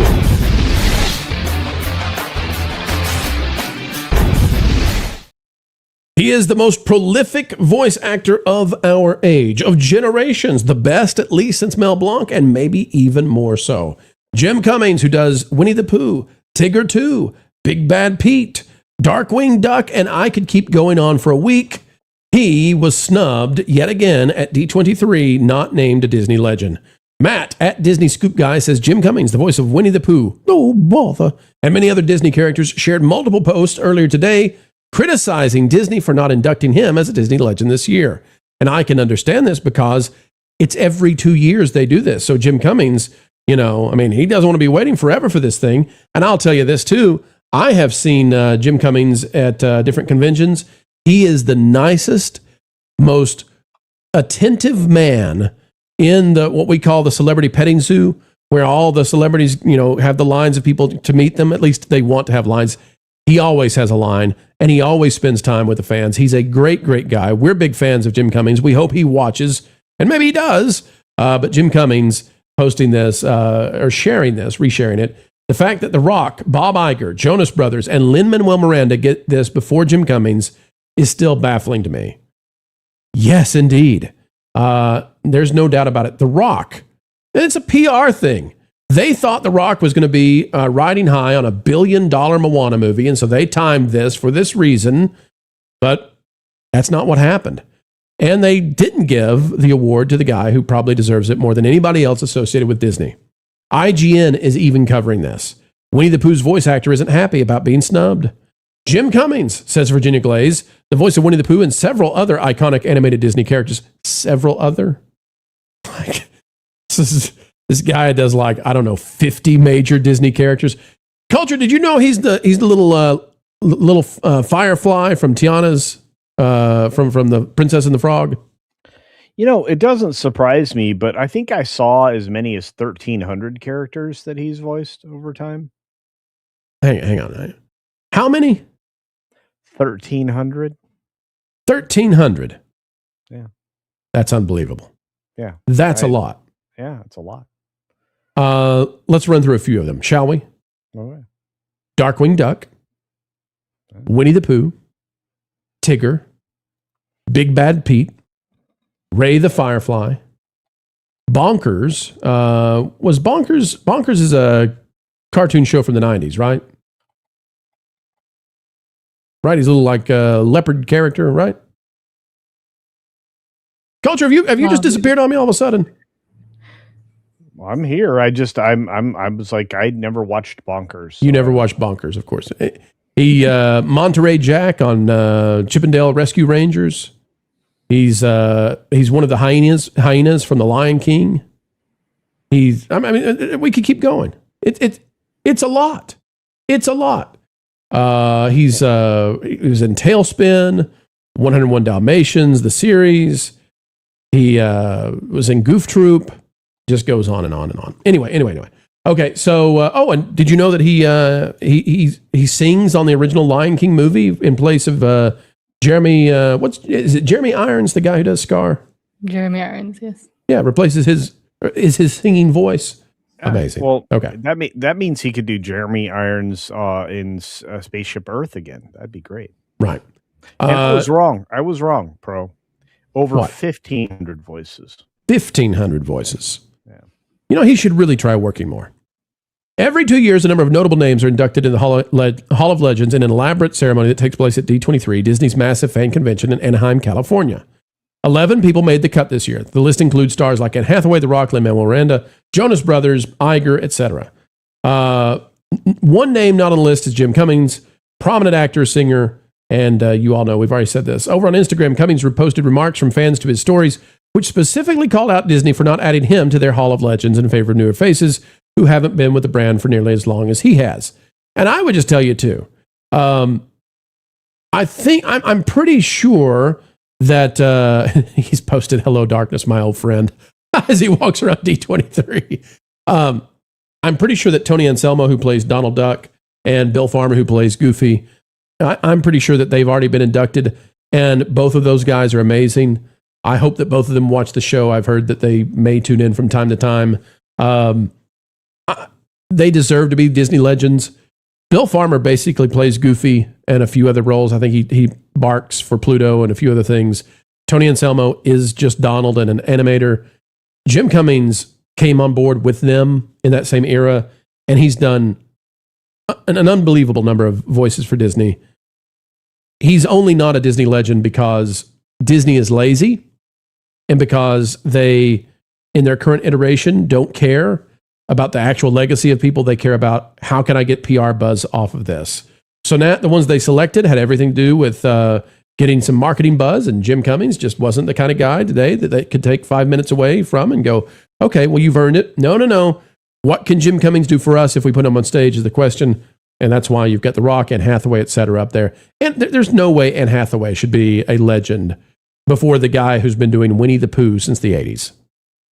Exactly. And I do understand the PR of it all, but for some of the legends that they had selected before, I mean, they did have that legendary status and did a lot for the company and for Disney and for entertainment and for et cetera, like Jim Cummings has done and should be honored for. And I do agree with Christian Toto that it is a little bit odd and weird that Bob Iger kind of it feels like he essentially gave himself a legend status award thing just so he can say he has one, even though he's still working there.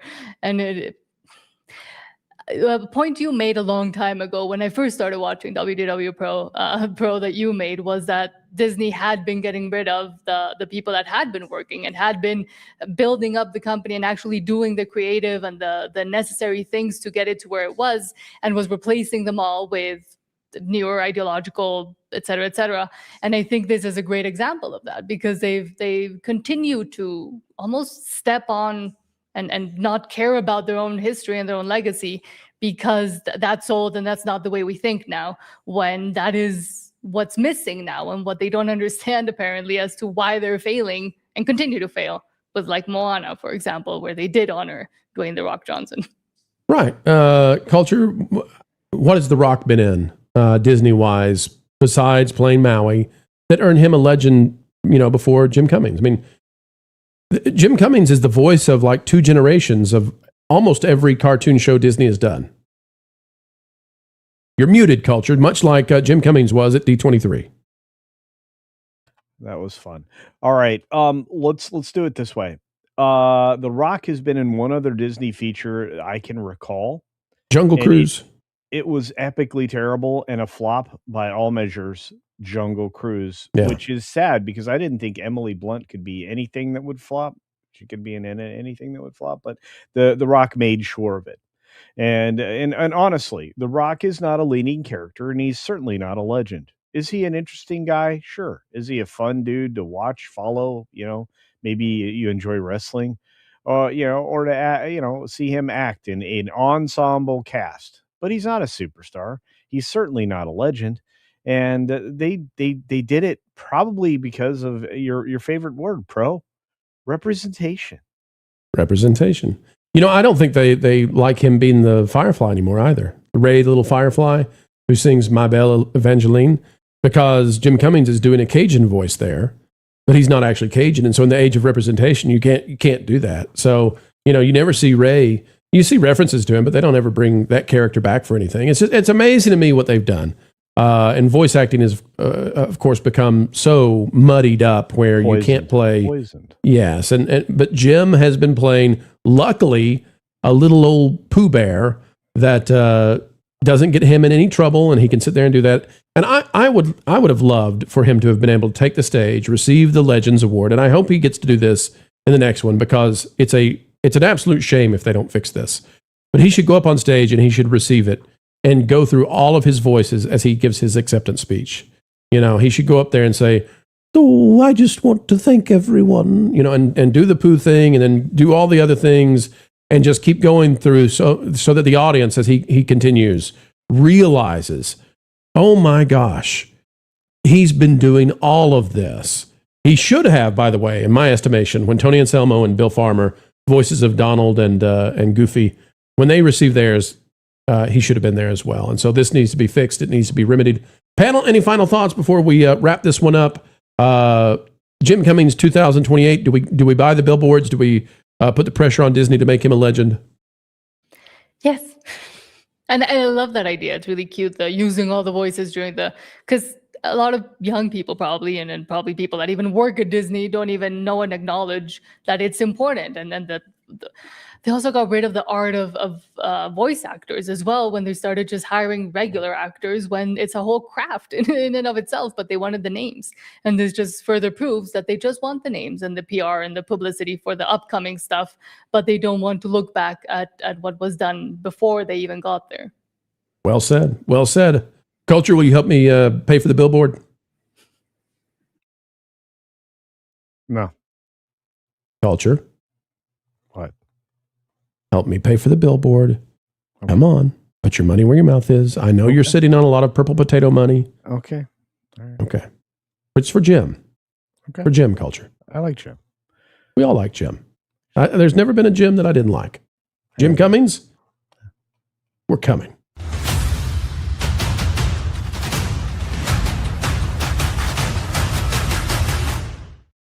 And here we go. Douglas Nutt for 2 is Jim on the level of Mel Blanc. Yeah. And he's the only one on the level of Mel Blanc. Rob Paulson, you could make an argument that he's done, enough voices that he's also there, but I honestly think that Jim Cummings has done more. He's done more than even Rob Paulson. And he's not vitriolic like Rob has fallen for. I want to say something because there's a caveat that comes with it, but I think What's your caveat? Alan Tudyk, for starting voice acting in his 40s, certainly is an impressive resume. Well, he just got the Legend Award. Yeah. Yeah. But what's amazing about that is I don't know that he's done anywhere close to as many voices for Disney as Jim Cummings. No, but obviously, I mean, he was King Candy, and all of that. He was very good at that. Jonas does a good King Candy. I don't have that one down. I've never, I guess because it's embarrassing to practice it, right? Well, I'm King Candy. Like you don't want to go around. But you have to get it. You have to get into all the other voice actors who did similar characters before. So you have to be able to pull out an Elmer Fudd. You have to be able to pull out several. We're hunting for wabbits. That you kind of assemble that character out of like various other voices. So, yeah. Candy. No, see, that's not good. See, that's I shouldn't have come back to it. There's not enough lisp or liquid in your mouth, and it's not far enough back in your throat. So you got it's like got a Sylvester kind of a fry. Okay, well, I'll just stick with Donald then. Okay. Wait, nope. There we go. Sean 199 says, "Hey Nat, are you still in BEA beautiful Mexico City?" Hi Sean. Yes, we still live here. We're still over here after we escaped from Canada. Yeah. Well, we're trying to escape Steve from Canada. Nat, if you ever need to escape Mexico, just let us know and we'll send you the trebuchet as well to send you right over the border. All right, folks, we got to get out of here. But before we do, there's something that is needed to be in order for the entire show. Nat, please tell the folks out there where they can find you, what you do, and why they should have been subscribed yesterday. Thank you. You can find us at Nat and the Guy. We do a live show Monday through Saturday, and we cover topics all from Alberta independence to U.S. politics now with the midterms and Canada's downfall, just in general as well. There you go. And you've got 2 channels, of course. One is Spanish speaking, one is English.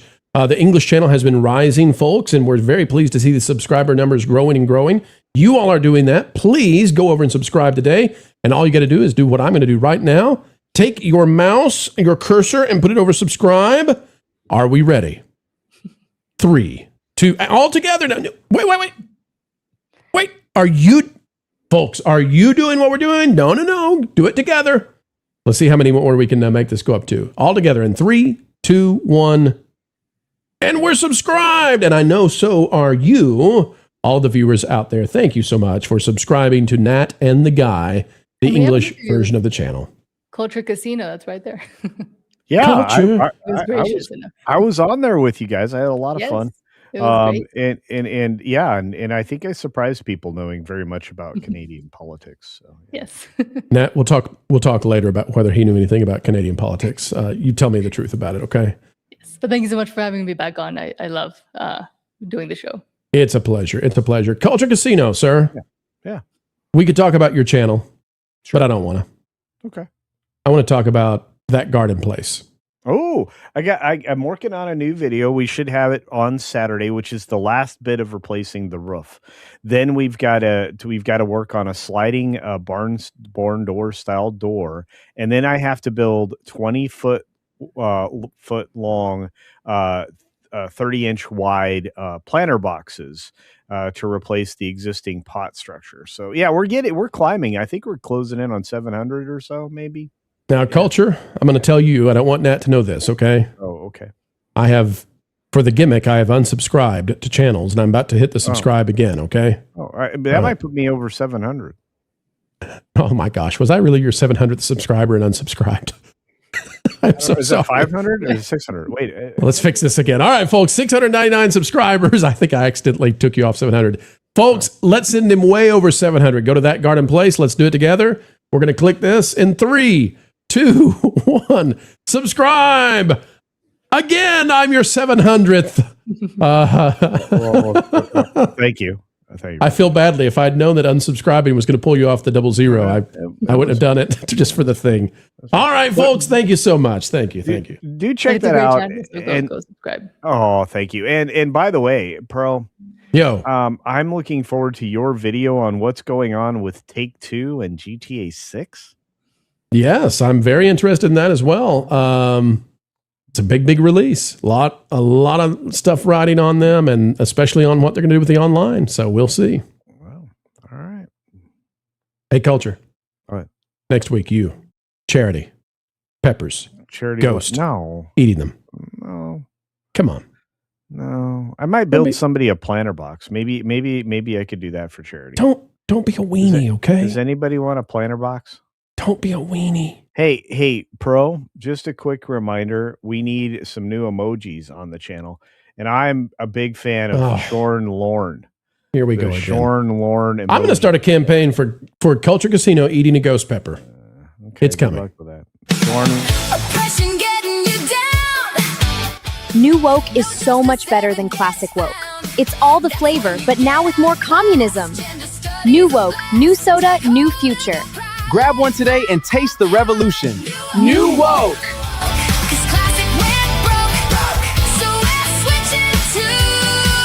And remember, there's also Woke Zero, in case you need to slip socialism into your next family event.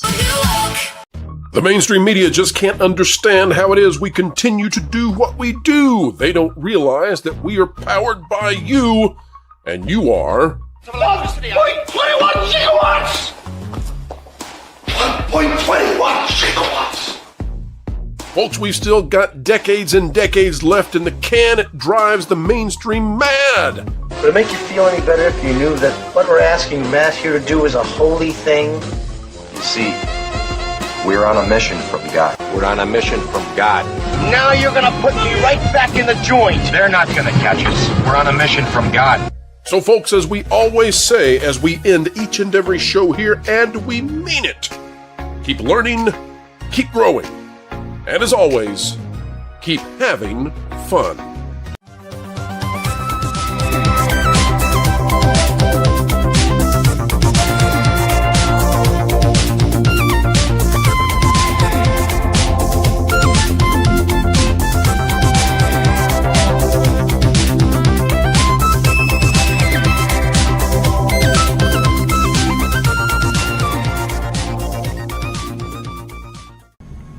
Every time they hit him,